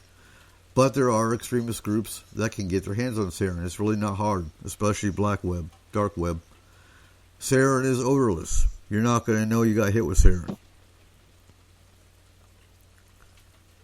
Chlorine. Chlorine smells like bleach. It's a chemical agent. Sarin's a nerve agent. Hydrogen sulfide smells like rotten eggs. It's a chemical agent. Phosgene is a chemical agent. It smells like mown hay. So if you're walking through, the mall, and all of a sudden you smell what smells like mown hay, you might want to leave. Phosphine is a nerve agent and a chemical agent, and it smells like decaying fish or garlic. And last one we're gonna bring up is arsine, which smells like slight fish or garlic, and it's a chemical agent. So, what's the first thing you want to do the minute you sense a chemical attack? Do whatever it takes to find clean air quickly. Protect respiratory functions by covering your nose and mouth. So, with the FMP team, we have masks that we keep in the truck. Are we worried about a chemical attack? No, we keep it mostly for if we go into a boots on ground case and we find black mold, things like that. But masks are just a good thing to keep in your vehicle. Open or break a window to access clean air. So bottom line, you want to get fresh air, whether you have to break a window or not. Quickly exit a facility without passing through contaminated areas. Evacuate to street or roof if it's safe to do so. And seek medical attention. And then you want to call 911. Follow directions from emergency personnel when they arrive on the scene. Anyone got anything to add? And hi, Megan. Megan's in the chat room. Well, I know this isn't necessarily on chemical attack, but just to be prepared and everything, it is a good idea to make sure that you have a carbon monoxide detector in your house. They're cheap, they're small, you can barely notice them. They're just like a fire detector, a smoke detector, excuse me.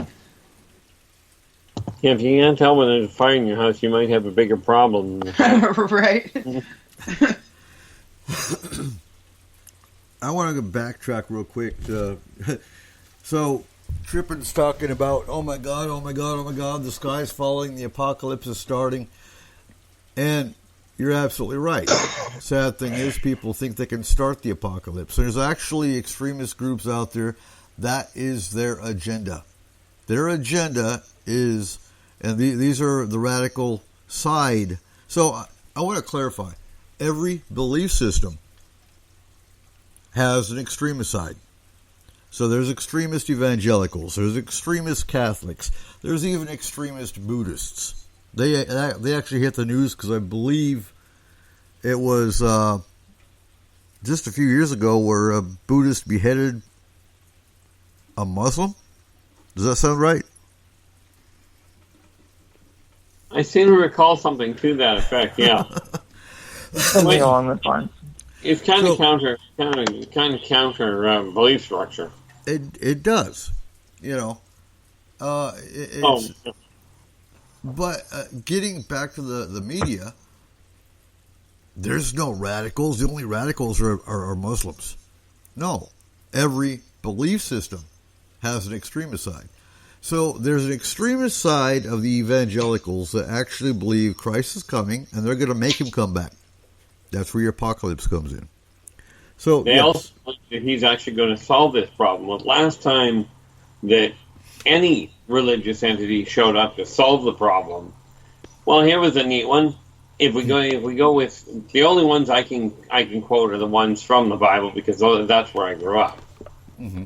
So every time a religious entity seems to come in to try and straighten out man's mess, he does something bizarre like, flood the place or burn a city to the ground.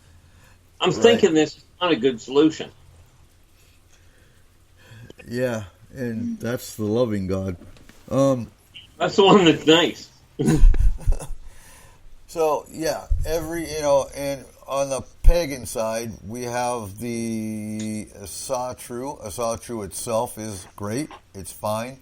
But you have skinheads that grab Asatru and make it a white supremacy thing. So, I want to clarify. Every belief system has the radical side.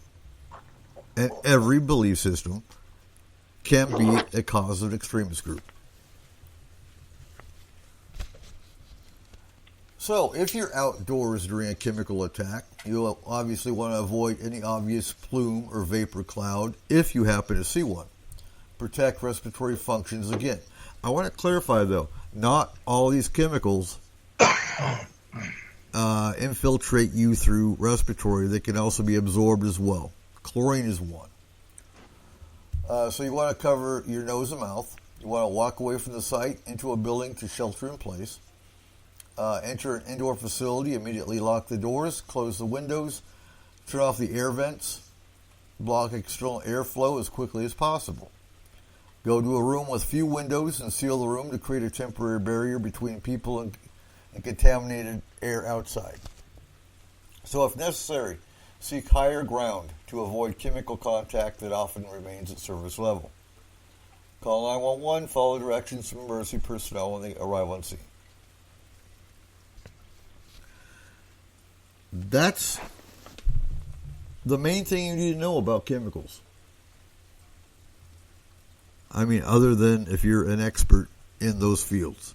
But again, I encourage you all, whether you download it, you can go to your local fire department, and they usually have the emergency response guide.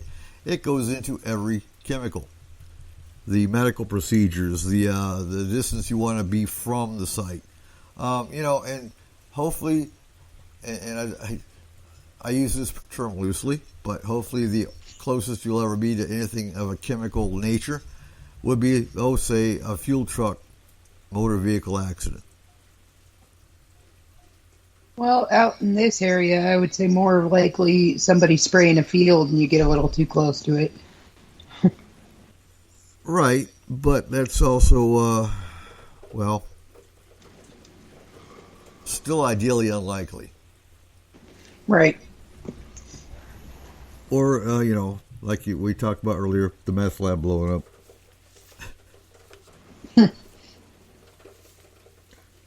So I'm not going to hit on explosives a whole lot because, you're not going to know if someone's got an explosive anyway. If an explosive is identified, the main thing you want to remember is turn off your cell phone, because most detonators, or a lot of detonators, are activated by signal, meaning you don't want to be on a cell phone, you don't want to be on a radio within. I'm not going to say the distance. I can't off the top of my head remember what the distance is, but in Iraq we didn't use cell phones on convoys or things of that nature because oftentimes IEDs were detonated by cell phone signal. Well, and definitely move away from and report suspicious packages. Exactly. Away from the suspicious package. We are gonna go into suspicious packages as far as anthrax and other attacks. Hold on a sec here. Vehicle ramming will go into third hour, as well as fire attacks. Anyway, with packages, we actually had to go into this back in 9/11 because of the anthrax attacks on certain politicians. Again, a big common denominator is oily substances. I don't like their listing because their listing also includes misspelled words. Well, I'm sorry, if a kid's sending you a card and they misspell your words, doesn't mean it's going to be an anthrax attack, obviously. So, y'all still here? Oh, y'all yeah. too quiet. No, I'm still here. Chris? Yep, I'm here. What's your thoughts? My thoughts are that you're picking on me tonight. Uh-huh, because you're quiet. He is picking on you. You're quiet. My thought is that Cole could answer this question for me. Okay. My thought is Chris has this. I truly believe that with all my heart. It's Cole, Okay, honestly. Kayla. Hey, I've been talking. I don't know. I don't know much about the chemical things. I'm learning a lot by listening to the chemical aspect of this.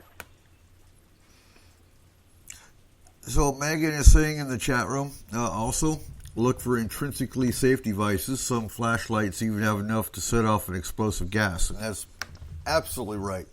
Depending on what the gas is, some are so volatile, so flammable that, if you have a flashlight, you turn it on, it will ignite.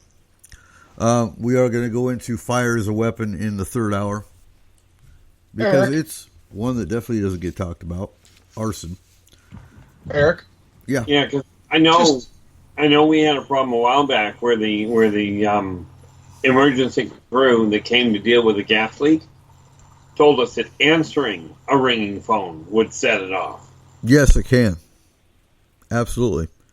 That's why they tell you don't answer your phone when you're pumping gas. For example, if you're pumping gas at the gas station, just the static alone from your cell phone can ignite the gas, the vapor. Never seen it happen. But, yeah, that's just one of those safety things. That's okay. The people that have that happen when they're at the gas pump never see it happen either.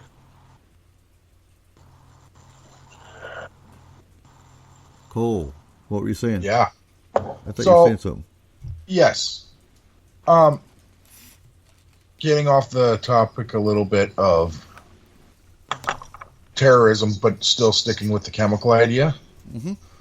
Watch where you're walking, people. Like 90% of the time now, when we're walking down the street, when we're walking through a park, we are looking down at a cell phone. Watch where you're walking, because there are a lot of places that may seem safe, may look beautiful, but do have different chemicals running through pipes right beside you as you're going through a beautiful park. That's why situational awareness is so important, because most people don't have situational awareness when they're looking at their cell phone or they're looking at their watch or they're not paying attention to their surroundings. You know, there might be an active shooter that walked right past them, but they were looking at their cell phone, texting their buddy, and didn't see something that was about to go down.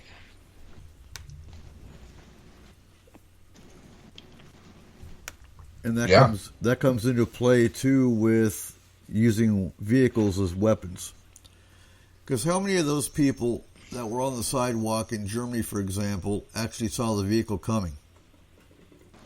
Makes you wonder how many were looking at their cell phones or even paying attention.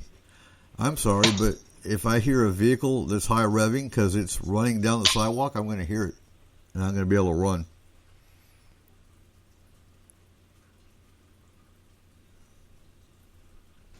Definitely. Be aware of your surroundings at all times. And Trip is in the chat room. He says Mythbusters did that one, not cell phone.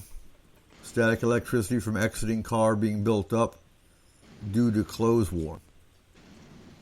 So I can play Angry Birds while I fill up on gas? I wouldn't. Okay. Well, think of it this way. Let's just assume that everything goes right and the testing didn't do anything, and you play it and it goes off anyway. I'm thinking that your next of kin may be unhappy about that. Oh, just a little bit. Yeah, but it won't bother me one bit. You won't even know about it. Yeah. So we got about 14 minutes left. William, you got more to add on the chemical side?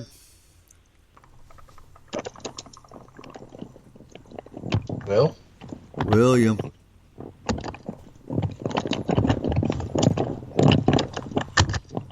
Did we drop William?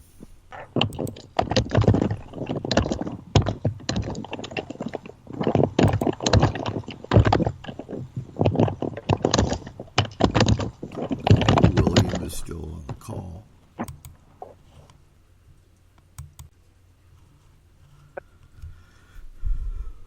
Is it?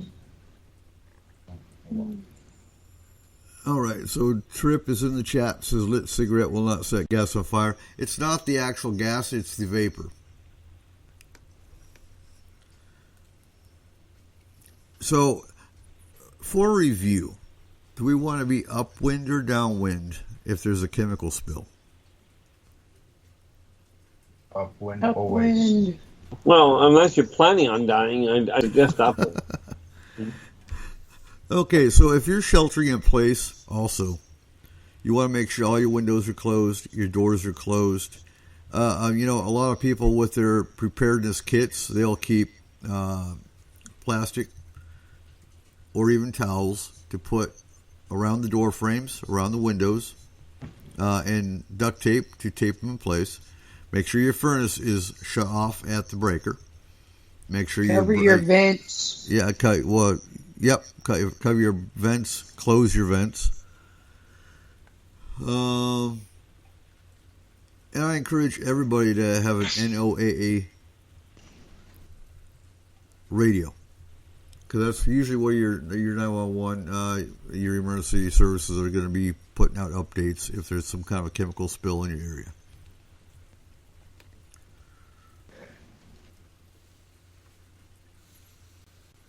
So what else? Anything else? I think we've pretty much covered chemicals. I'm not going to explain how to make them, but I'm thinking that may be a bad idea. Well, yeah, let's not go there. How to make meth. But I've got Never mix ammonia and bleach. No, don't do that. I've done that. I was a college student years ago, back in the 80s, and I was cleaning the bathroom and I mixed ammonia and bleach. I did it by accident. Yeah, that was an accident, obviously. I didn't know it created a toxic vapor. And yeah, until, 20 minutes later, and my gut started hurting. Well, before you mix any chemicals, make sure you read what's actually in them. Okay? So you don't want to be mixing like something that contains bleach and something that contains ammonia either. Well, that was my mistake. But I will tell you, combine those two, it will peel hard water in a heartbeat and then kill you. Oh, yeah? It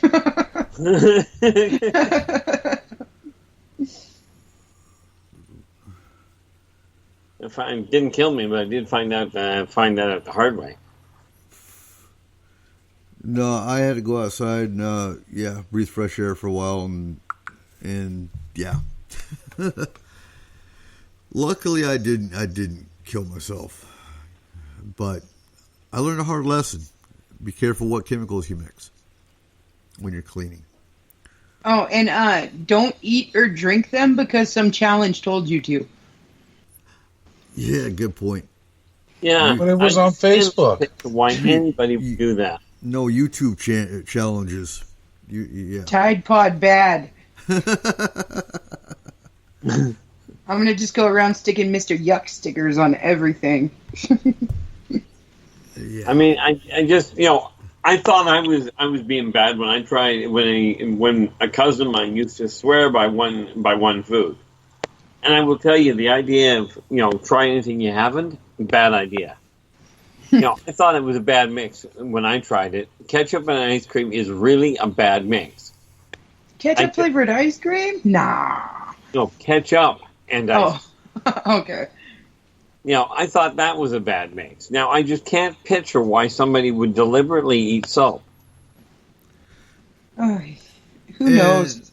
Well, Trip's in the chat room, too. Call 911 if you see anyone storing the skin from nuts. I can't remember what that creates. Maybe Trip can remind me here in the chat room. Yeah.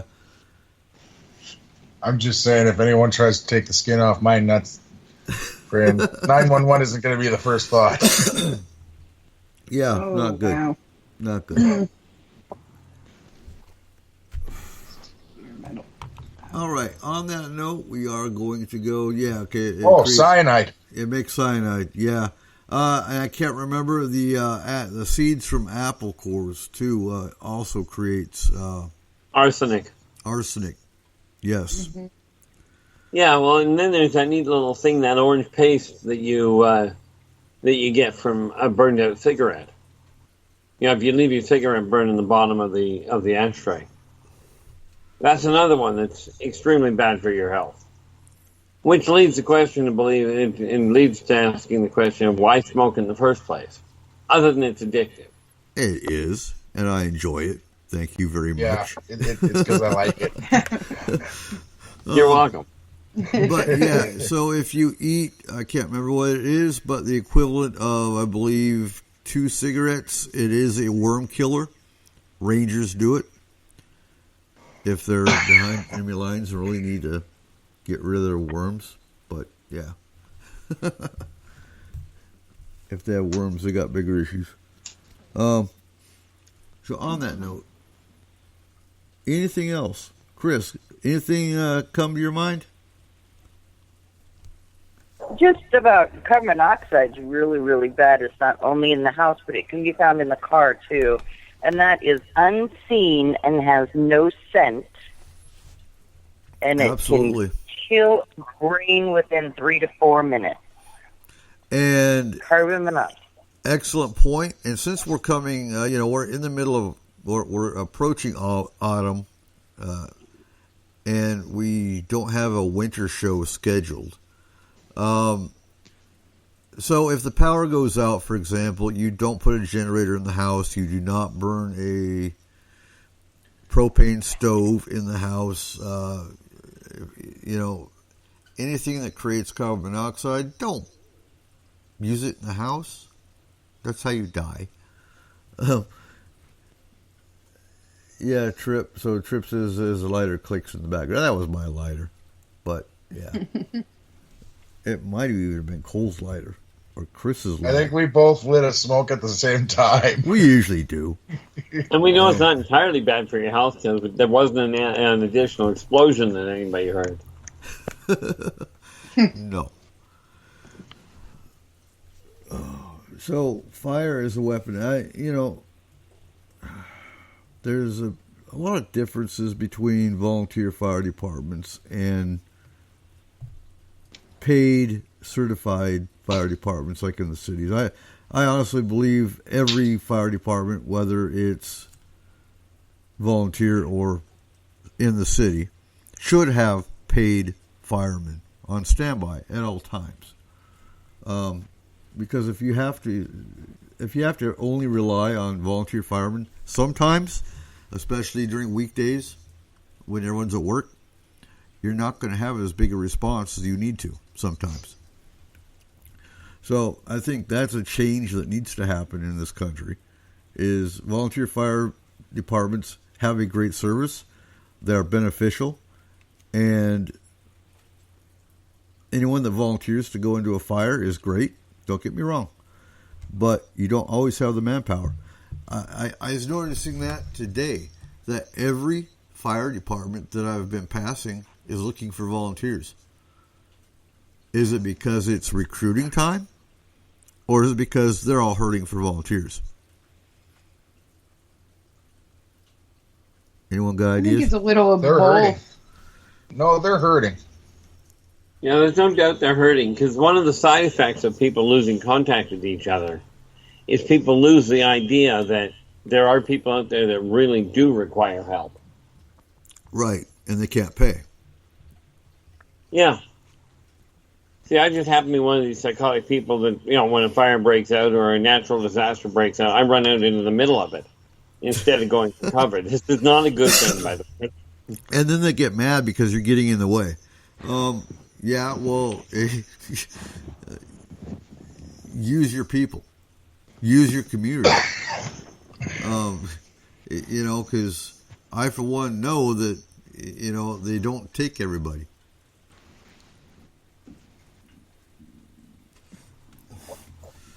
So, well, some people, frankly, they've got the wrong mindset to put them there. Wrong mindset being, for whatever reason, they panic. And the last thing you need is, frankly, a fireman or, somebody like that running away from the accident. Yeah. And so Tripp is saying, sad when a fire department won't put a fire out out of the area or didn't pay fees or taxes. I'm not going to, since we are a local show, yeah, that happens. Sometimes there are fire departments that won't work together, just to be blunt, and that is sad. We had a local problem here one day when we phoned up to let the fire department know that there was a fire, and they were adamant they wanted the address of the building that was on fire. Bear in mind, it was a block and a half down the road. It was in jurisdiction. The idea of, well, go down the road, and if you see a house on fire, put the thing out. You know, you can check the address afterwards. Right. And on that note, we're going to go ahead and go to break, and when we come back, we're going to start talking about fire as a weapon.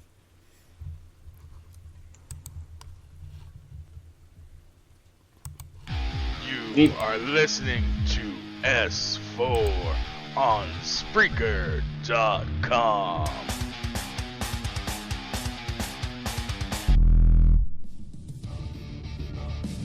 Come get spooked at the 4th Annual Forest Moon Paracon in Cedarville, Washington, Saturday, September 28th. UFOs, ghosts, aliens, Bigfoot. Speakers include Mike Morin and Jason Jordan, R. Keith Andrews, and Dave Scott from Spaced Out Radio, and so much more.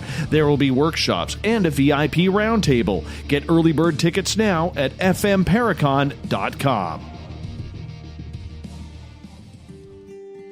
We've had several days of 80-degree plus weather here in Concrete, Washington. My family's favorite way to keep cool in this heat is to stop by Java Zone 2 and grab a delicious iced latte for me and a blended mocha for my husband. Our son just loves their creamy milkshakes, and our daughter can't get enough of their ice cream. The best part is, Java Zone 2 is conveniently located just off Highway 20 beside Loggers Landing. And I'm proud to shop local for a business that has been a staple of the Concrete and Upriver community since it opened its doors in 2010. So if you're looking for a way to keep cool in this summer heat, come check out Java Zone 2. They're fast, friendly, and local.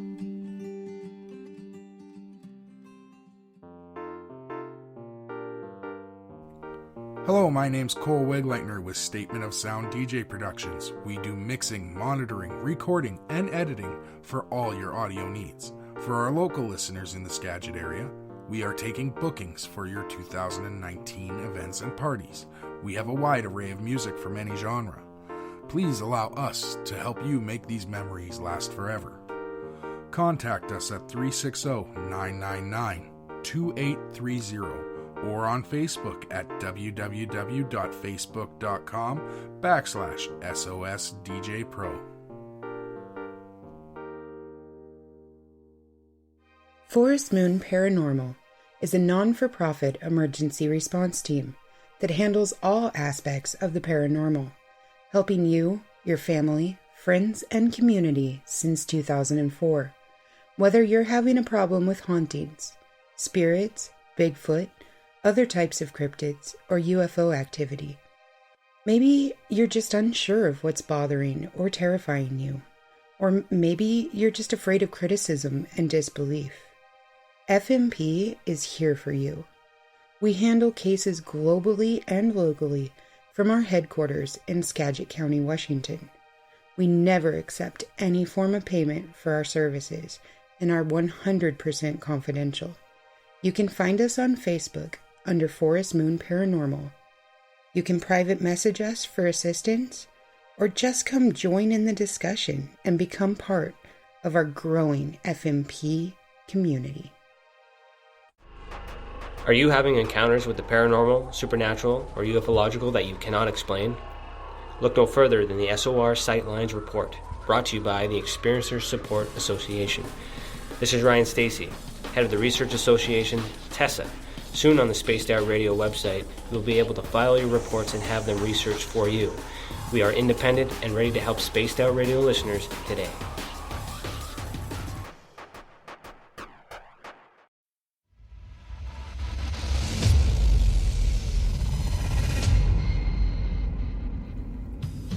Join us on September 28th at the Cedarville Community Center for 2019 Forest Moon Paranormal Paracon. VIP All Access passes on sale now at fmparacon.com. Your pass includes all-day admission to see the speakers and workshops, the Ghost Walk, a special VIP workshop, a special round table with the speakers, a Paracon t-shirt, and an FMP Paracon swag bag. These tickets can be purchased from fmparacon.com. Get yours today. Hey everyone, Cole here with S4 Paranormal Radio, the official voice of Forest Moon Paranormal. Looking for a way to get the word out there about your business, group, team, or product? Let us help you. A few clicks is all it takes to get started at s-4radio.com, or you can contact me at 360-999-2830.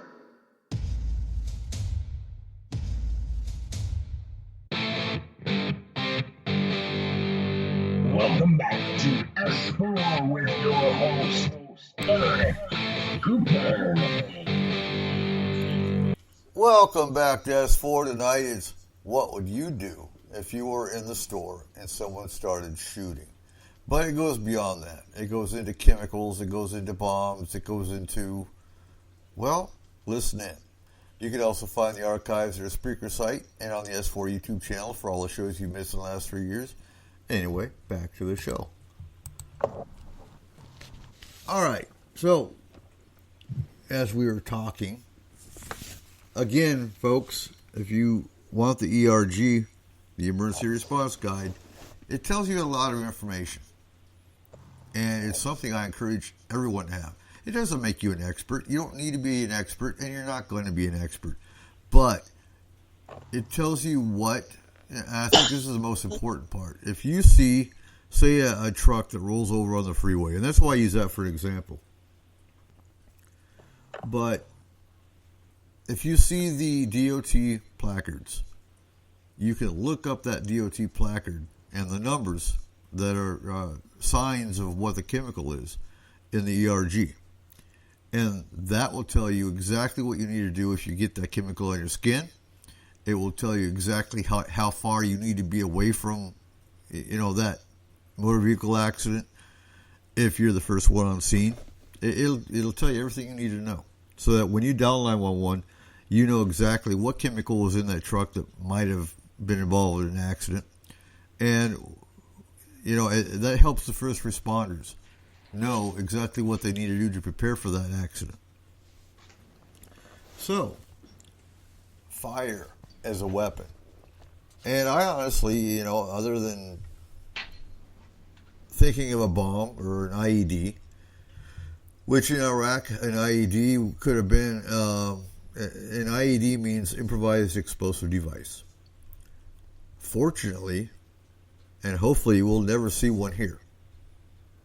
But, they've got VBIDs, which are vehicle-borne IEDs. And I wish Don was on tonight because they dealt with VBIDs in Telefar when we were in Telefar. But a VBID, they were actually taking water tankers, they were taking cement trucks, and they had IEDs in the back of these trucks. And they were dropping them because they weren't as effective when our convoys were going down the road and they would detonate these IEDs. And they would do what's called a daisy chain. And that's where there's 3 IEDs usually, about 50 to 100 meters apart. So when your convoy is going down the road, they'll wait until the first truck goes by, second truck goes by, and about the middle, they'll detonate the first one. Then they'll detonate the second one. And, basically they're cutting off the lead truck from the rear truck and destroying everything in the middle.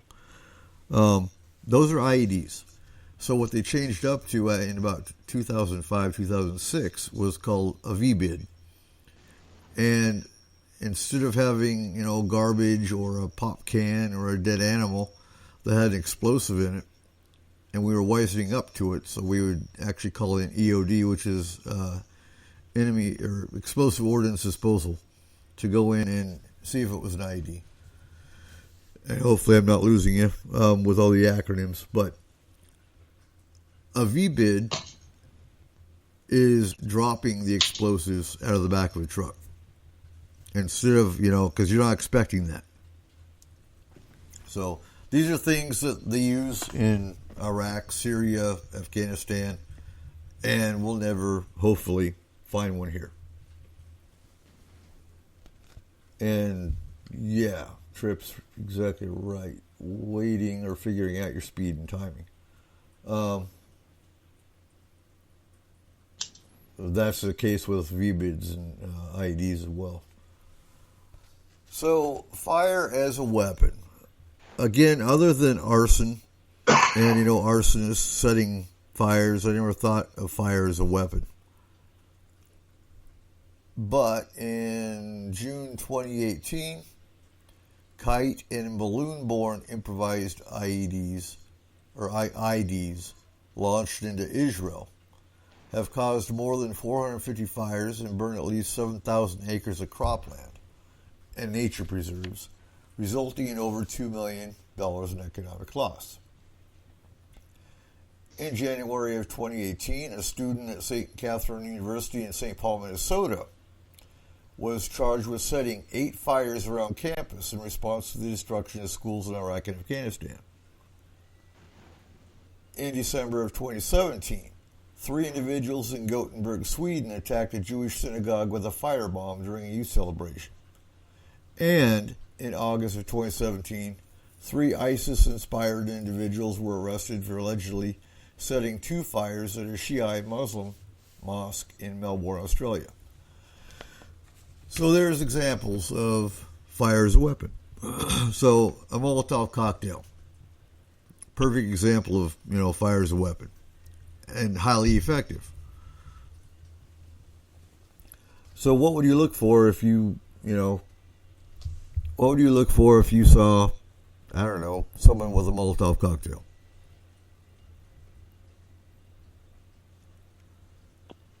Anyone? Oh, I don't know. Well, let me ask you this. Is it already lit? No. That's the first thing you'd look for. No, but what's a Molotov cocktail look like? Usually a beer bottle or a wine bottle or some type of glass bottle. Yeah.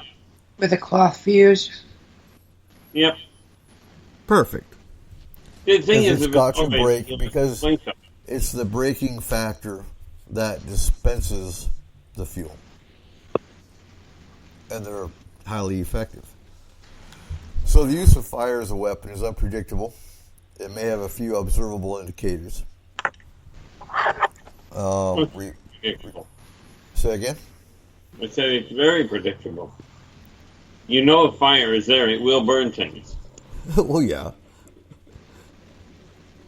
And Trip says kerosene, Vaseline, and rock on a string mixed. Any kind of dispensing device, which is what the glass jar is doing. It's holding the fuel. It breaks on impact, and it spreads the fuel. Molotov cocktail. So, things to look for.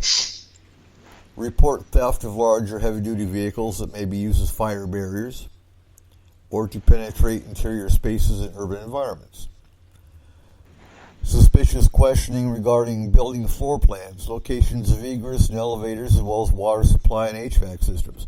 So everything, it's funny, but everything seems to get back to situational awareness. You see somebody taking pictures of fire hydrants. Could that be a sign that someone's planning something? Yeah. Well, I mean, I guess it could be, but you see people take pictures of all kinds of stuff like that now. The trick is to realize that just because somebody's taking a picture of something does not automatically make them a potential terrorist. Oh, no. Not by any means. And that's really not what I was getting at. But think about it. So you want to target a specific location. You want to destroy that location with as much impact as possible. What's going to stop that attack? Stopping the water, maybe? Well, that'll stop them from putting it out. Yeah, and if they wanted impact, that's what they're going to do. Yeah, the thing is, of course, water is a beautiful thing with certain chemicals. Damaged fire protection systems and equipment. So if you've got, I think, if you've got a threat, for example, and all of a sudden you find the water's not coming on, they're going to turn the water off so the sprinkler systems don't activate. That's an indicator. Suspicious or unattended items, including backpacks, purses, bags that may contain incendiary devices. Purchase of hazardous substances. Now, there are certain substances that are on a watch list. If somebody goes into Ace Hardware, for example, and starts getting certain chemicals by a certain quantity, they automatically get flagged on a watch list. And an obvious one, social media messaging that promotes fire as a weapon, imagery, or aspirational guidance. So, what do you do in the event of a fire attack? Anyone? Y'all too damn quiet tonight. What the hell? Speak. Brent. Brent. I'm a bad one to ask for one reason. When it comes to fire, I don't fear it at all, and you really should be a little more cautious than what I am. Well, yeah. But I mean, understand. In my case, I was taught when I was 6 years old how gasoline explodes, and then we used to cut our front lawn with gas or with fire. So this is probably why I don't panic on it. Right. Well, it would be the same as if any fire happens. I mean, you get low below the smoke line if you can. Get to your nearest exit. Get out. If you can't get out, barricade the doors with wet cloth. Wrap your face in wet cloth. Exactly. Brent, I was told to pick on you. So what's your thoughts on fire attack? Well, that sounds like a hot topic. Say again? Sounds like a hot topic. It does. I just never thought about it because I'm doing long lines with there. Respectively, or what about done weapons? Oh, you're echoing now.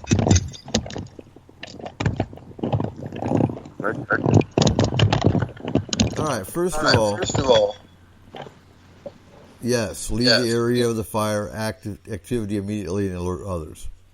That's, again, it's common sense. People don't think about it. Avoid areas where obvious smoke or fire is visible. And again, report it. If indoors, evacuate the premises and close all doors behind you to confine the fire. If unable to evacuate, move as far away as possible from the hazard. Just like you said, Kayla.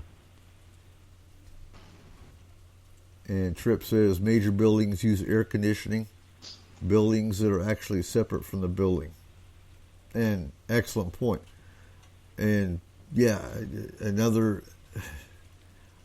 that's bad in the regard that if someone wanted to spread a chemical, you wouldn't see them spreading it. You wouldn't see them using the air conditioning as a source. So that make your situational awareness aspect a little harder. So if outdoors, move to the nearest safe area away from the hazardous activity. If necessary, seek shelter indoors. And that goes to wildfires. Wildfires, evacuate when told to evacuate, obviously. I think we covered wildfires in June, didn't we? Yes. Yes. Yeah. Maintain situational awareness and stay alert to suspicious behavior and additional threats. Call 911 and follow directions from emergency personnel.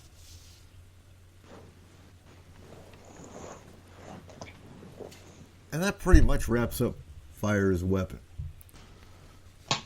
Mm-hmm. So, mass gatherings. What do you do if a protest breaks out in front of you? And not just Ooh. just Well, a protest. depends on what kind of a protest. A violent protest. Okay, so if you're in Seattle, using this as an example, and there's a what was that? WTO. There you go. What are you going to do if all of a sudden a WTO outbreak happens? I can tell you what my uncle did.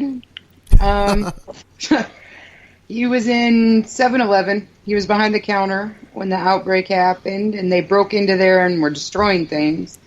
He ripped off his 7-Eleven shirt, threw it on the ground, and started shoving over things too, screaming, "Yeah!" until he could get out. Well, he probably saved his life doing that. Right?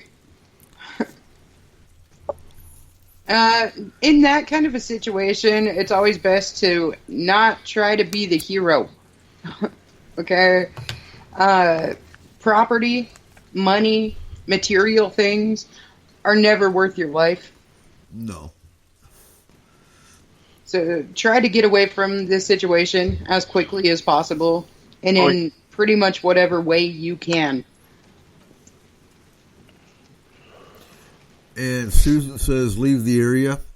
Absolutely, if you can. So when you're talking a mass protest, a mass riot kind of situation, obviously speed is of essence. Get out of the area, but do it safely. You got people that are wanting to cause destruction. They got Molotov cocktails like we talked about earlier. They're throwing rocks. I would say speed is of essence. If you can hide, if you have to hide, then hide. But yeah, get away from the area. Tripp says people walking in calmly, then walking out fast and looking paranoid is an excellent indicator. And then I'd be looking for something they left behind. So, if you are obviously in an area that is expecting protests, if it's in an area that has protests, you want to make sure you have a go bag. Be prepared. Take notice of your surroundings and identify potential emergency exit routes. I'm sorry, I do that automatically, but that comes for other reasons. Usually I like to sit with my back to the wall. I'm always eyeballing exit routes if I need to get out of somewhere quick. And never go to the area just to see what's going on because you heard about it. There are a lot of people, okay, like car accidents, everything, that would be considered looky-loos, okay? Yep. Nobody needs that. No, because that's putting yourself at risk, and it's putting the first responders at risk. It's putting everybody in the area at risk, is what it's doing. It's making more potential victims. It's making a slower response time, and you're just in the way. There's no reason for you to be there. Don't be there. So that's why with the Upriver group that we run, putting down accidents, things like that, isn't always a good thing. Because then you got the ones who are going to run over to see who it is. Or run over to see how bad it is. They get in the way. But at the same time, definitely, some of that information you want out so that people know to stay away from the area. The smart ones will. Even the borderlines will. Yeah. The ones that have thought about it but may not go there. Even they will stay away. Exactly. So with mass gatherings, you want to be aware of unusual behaviors, unattended objects. This is something. Say again? I said people you don't recognize, like strangers in your area. Yeah. And also be aware of dates and times. I mean, people, if it's May Day and there's huge crowds of people, it seems to always, not always, but it does develop into riots quite often in certain areas. So just stay away from that area. There's a potential of it happening. especially if said event has beer gardens, quite frankly. Right. Sad to say, common denominator.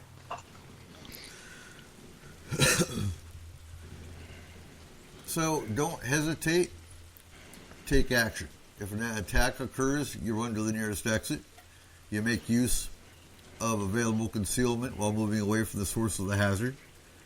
Again, if it's a shooting situation, you want to run in a zigzag pattern. If it's an open field, open parking lot, get to the nearest concealment area. If there's no secure areas are available, you protect yourself from harm by seeking cover behind any available natural or artificial objects. Okay, but I do have to say also, if you are trying to exit an area, there is one, maybe two exits, and there are tons of people going for the exit. You also need to remain calm. You don't need to trample the people in front of you. Exactly, and I think that was a big cause of a lot of the injuries in France during when they had the nightclub shooting. Yes, there was a lot of people that were trampled. Suicide bomber, that's what it was. But yeah, so many people were trying to get out of small exits at the same time because it caused mass panic. Mm-hmm. So again, be prepared. Establish locations to meet. This is where training comes in. This is where an action plan comes in. And I always preach action plan, action plan, action plan. Mostly around here, it's because of dam breakage. It's because of volcanoes, earthquakes, natural disasters. We don't talk in the group a whole lot about extremist and terrorist activity. That topic tends to bring panic. And there's no reason for it. If you have a plan, it's the same plan you're going to use pretty much for natural disaster as you are terrorist activity. Have a plan. That's the main thing. Make sure your family has a plan and practice the plan. And another thing we push all the time is to report suspicious items, suspicious activity in your neighborhood.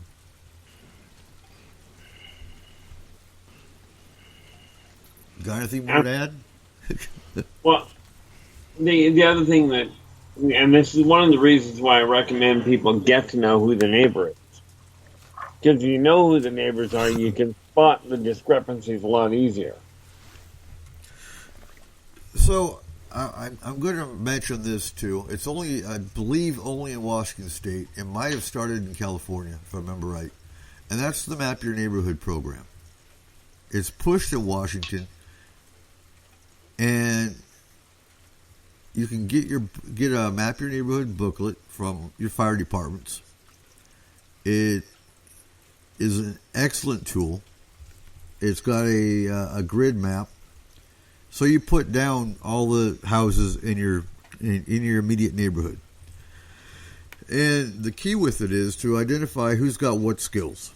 So you got Smiths here, you got the Jones here, you got the Guernseys here, you got the so on and so forth. The Smiths, they do nursing, they're medical. The Joneses, they know he's an engineer. You identify what their skills will be. So if a disaster happens, who are you going to go to if someone gets hurt? The Smiths. That's what you're supposed to say. Steve Smith. Huh? Steve Smith? But I thought it was Johnson. No, Johnson's across the street. But the purpose of it is you take that, everyone in that neighborhood's got the same map. And they all have a meeting point. Something happens, all the neighbors come to the meeting point. Now, in this booklet, it's also got a sign. One side says help, the other side says okay. So if something happens, earthquake, whatever, everyone's okay, they put the okay in the window. So as you're checking your neighborhood out, you see okay, okay, okay, there's nothing there yet. So this neighbor's either not home or they're hurt in their house. So that's the one you want to check on. It's also great because it identifies who the elderly are, who the disabled are. That's how it's a perfect tool for getting to know who your neighbors are. And I believe it's, just Google Map Your Neighborhood, and I know it'll come up. And they actually have downloadable books if you don't want to go to your fire department. Anything to add? No, I think that pretty much covers it. At least in cursory. Chris? No, I'm here, just listening. Sounds good. All right. Cole? No. Will? I think he's gone. Bill's not here. Huh? It's okay, Eric. You were gone long ago. Yeah. But he's still in the call. Anyway, vehicle ramming. So, if you remember just a couple years ago, I believe it was 2016, 2017, it was actually caught on video when the KKK and the white nationalists were protesting in Virginia. And there was an altercation between a African American neighborhood, or African Americans that showed up to protest the white nationalists, and there's a big clash. And then afterwards, the white nationalist leader jumped in his car and actually rammed through people on the street. And that was just a couple years ago. So that was featured in Black Klansman, right? Yeah, the movie Black Klansman, they actually show that footage of it happening at the end of the movie. So, that's why, I see it, Megan. Actually, you can find it. Darn it. I'll find it later. Unless if somebody could, go find, just Google Map Your Neighborhood, and it'll pull up the website. I got it. All right. And throw the link up in the chat room. Yep. So it's irritating to me because extremist groups like the white nationalists are rampant, and they're global. There is a lot of right-wing extremism going on in UK and Germany, for example.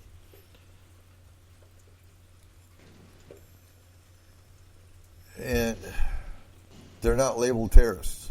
They should be. But they're not.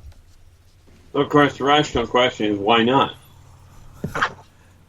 I'm not going to get into that discussion on the show tonight. Just not going to go there. It's political. It really is.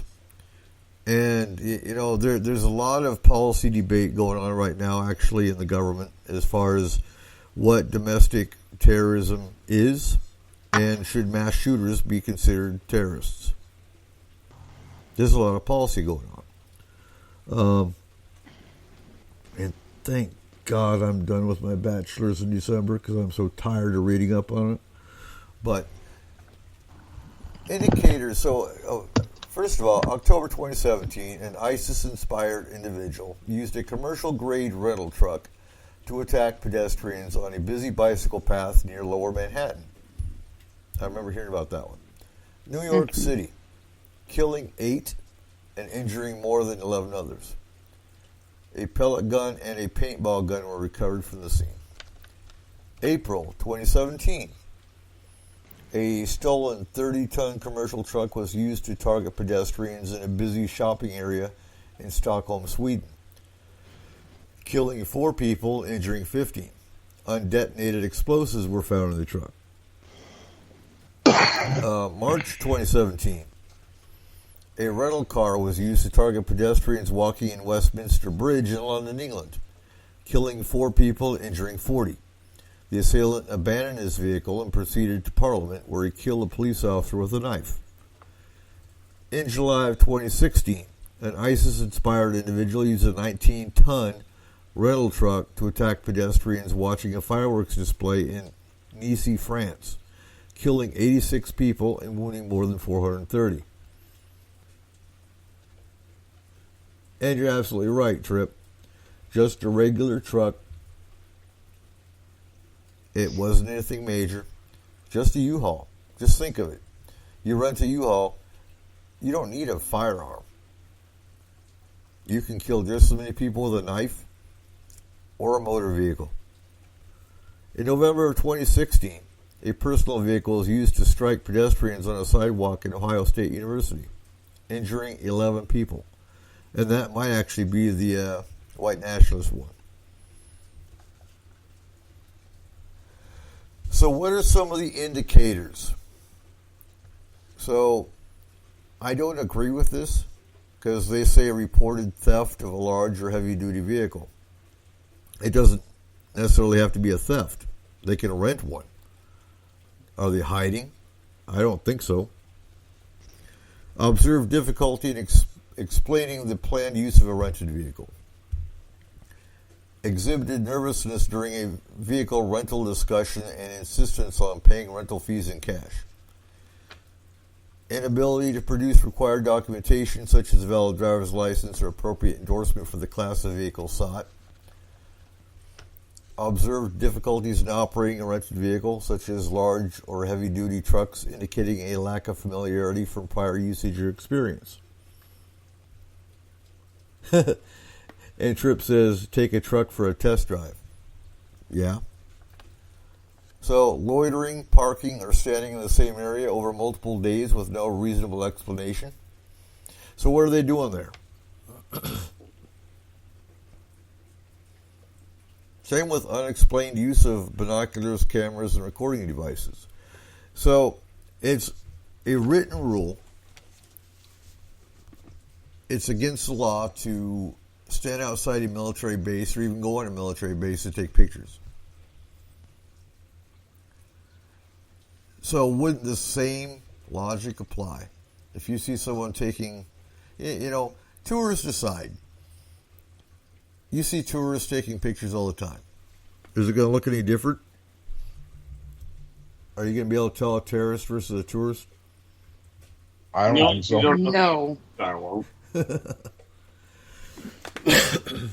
Honestly, if the terrorist is probably going to fit the bill of a tourist more than the tourist does.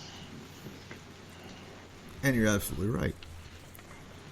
Because that's the whole point, is they're trying to blend in. They're trying to look the part. So what should people do in case of a vehicle ramming attack?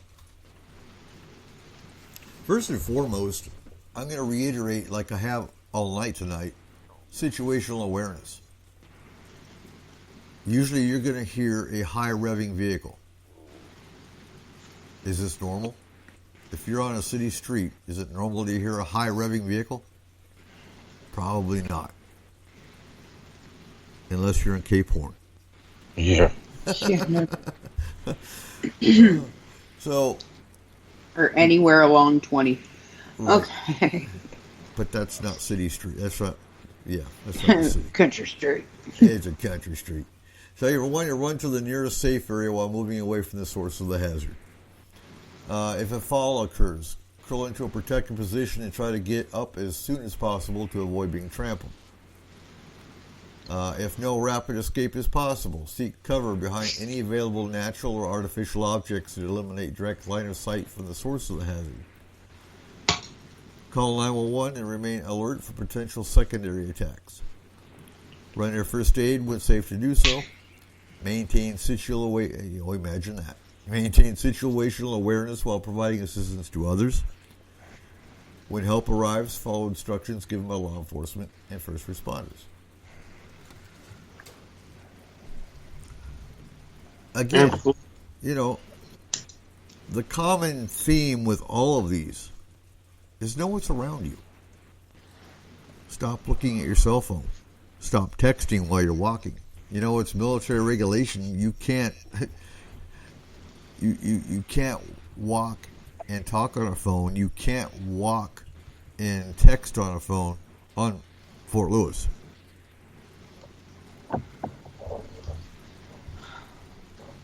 But anywhere you go today, you see people just looking down at their phone. That makes an easy target.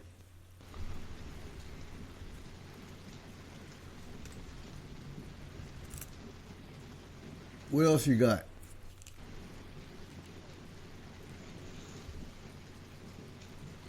Or? Huh? What do you mean? What you got? Else? So Trip says if a vehicle has propane tanks thrown in car. And that depends. Now, if you're up here, if you have a propane tank in your car, you're going to TK's to fill it up. Yeah. Now, I get that. If you're in New York City and you have a propane tank in your car, that's going to be suspicious. Maybe they're just really into barbecue. And Megan, if someone's got a propane tank in the back of their truck, they probably, yeah, there you go. She fills 5 at a time.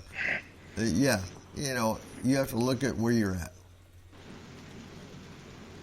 If you're in downtown Seattle and you got a propane tank, I would see you as suspicious.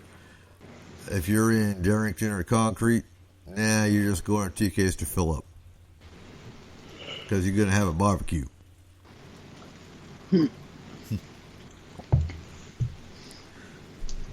We're doing that in a couple weeks. Yep. We got the speaker barbecue on Friday. So what was that? I'm onto the barbecue voluntarily. You get a volunteer for barbecue?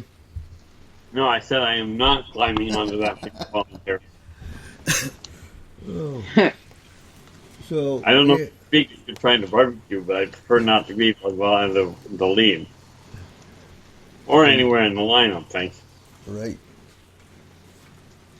So we have about 20 minutes left, so let's go over some stuff. So, if you do not have your Paracon tickets yet, where do they go, Cole? www.fmparacon.com. Outstanding. Doors open at 10 a.m. September 28th. And no early birds. No, you're please, not no, getting in. So, next week, we are going to try to have a Paracon show. I'm going to try to get... Yeah, Trip. I heard him volunteering too. We're going to try to get all the speakers and workshop coordinators on the show next week, so we can have the FMP 4th Annual Paracon show next Saturday. But the following Saturday, I know I said there wasn't going to be a show, but what we might do is do a pre-recorded show during Paracon. And post it at well, the thing 8 or 9. During 8 or 9. We can't do that because where we're going to be. Finishing up the round table. So somebody's got to be there running. I should be able... Oh. Okay. Yeah, somebody definitely better be at the round table. Otherwise, just a bunch of strangers sitting in a restaurant.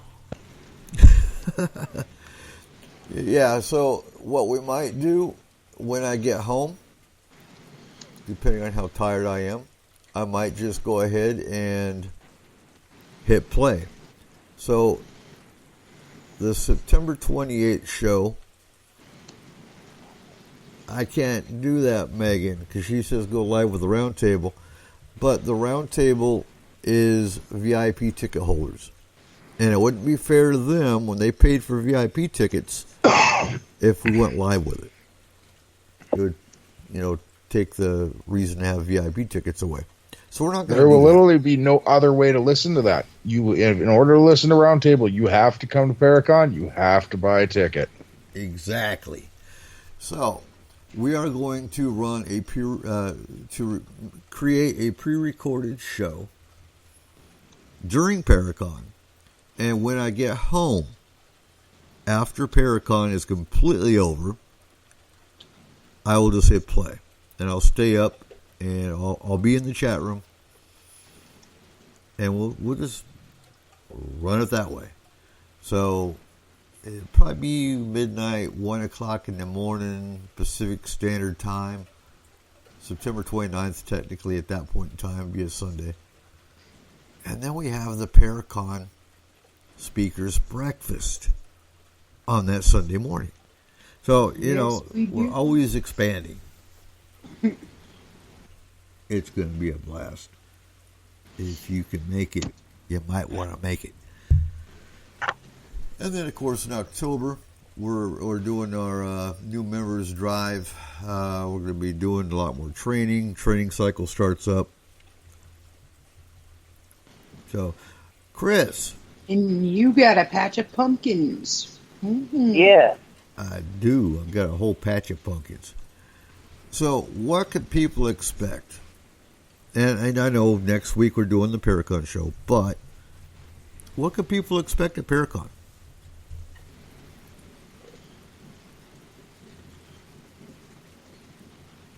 Well, I like to think they can expect to see a UFO land, but, it may be disappointing. Hey, Cole, that's your job. Get me a bigger gun. Well, I know that they can definitely expect a good time. It is always fun.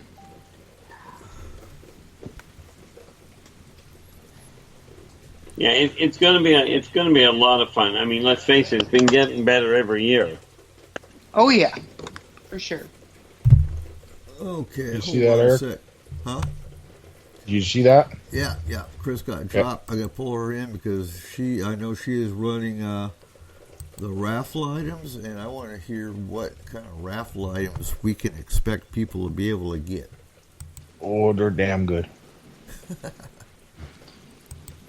why do we only have 3 in the call? I don't know. I'm still here as far as I know. That's outstanding.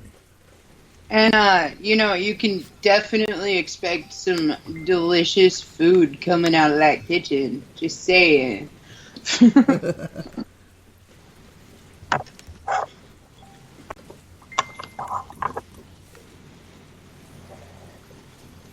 Yeah, I sort of look at it this way. Every year, since I started going, it's been getting better every year. Oh, I would want an event to go downhill. I can think of a couple like this to go downhill.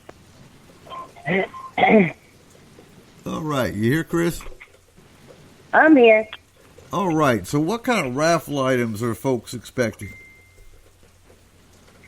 So we've got a pup package which is worth over 200, 200, and a kitten package worth over 200, and that's just starting up with your little critter and shots and all that kind of stuff. And we've got precision piercing, which is a $6 gift certificate, and we still got a few more to pick up, but then we've got vendors that will have raffle items right then and there. So it's going to be good. Excellent. And hold on a sec here. And Bigfoots. Yeah, I'll make sure you look for the Bigfoot. He'll be there. He's got his own photo booth this year. He does. Yeah. All right. So, Trip wants to know, Keith, are you going to have your books there? I will. The idea is for them to go to print tomorrow. No, not tomorrow. Monday. And we have, at this point, I might be off a little on the count, but I think we've got 58 different races in it. You know, I've covered the culture and what have you on 58 different races that are on or about this planet already. So, real quick too. So we have brand new FMP S4 mugs. We have. They are so cool. They are. I'm drinking that one now. We have our Paracon T-shirts. We have keychains, buttons. You know, there's going to be vendors there, and our Ghost Walk. You know, this is the first year we've had a Ghost Walk.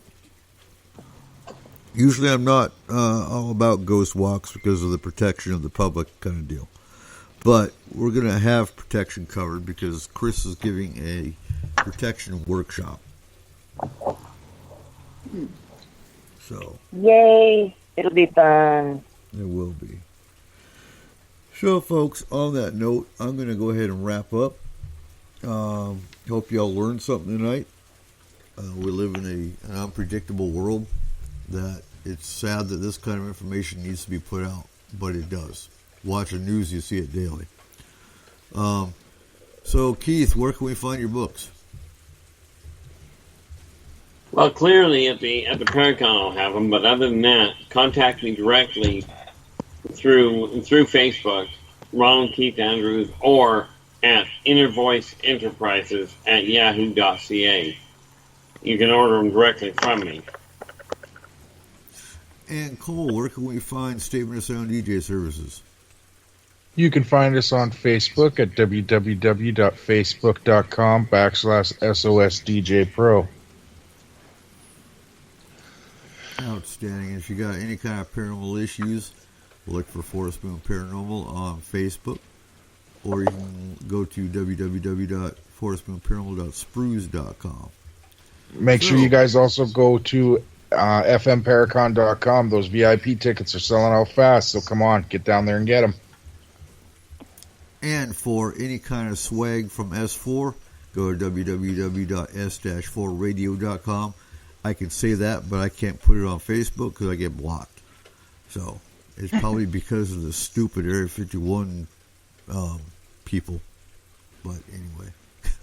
So I want to thank Cole Wigleitner, our technical analyst, Caleb Wigleitner, one of our research specialists, Chris and Brent Dodge, Extended Care and Astral Teams, our Keith Andrews, our alien race specialist, and Will, when he was here, from the U.S. Army Combat Medic. So next week, obviously, we're going to try to have our Paracon show. Y'all have a safe week. Keep your eyes to the skies.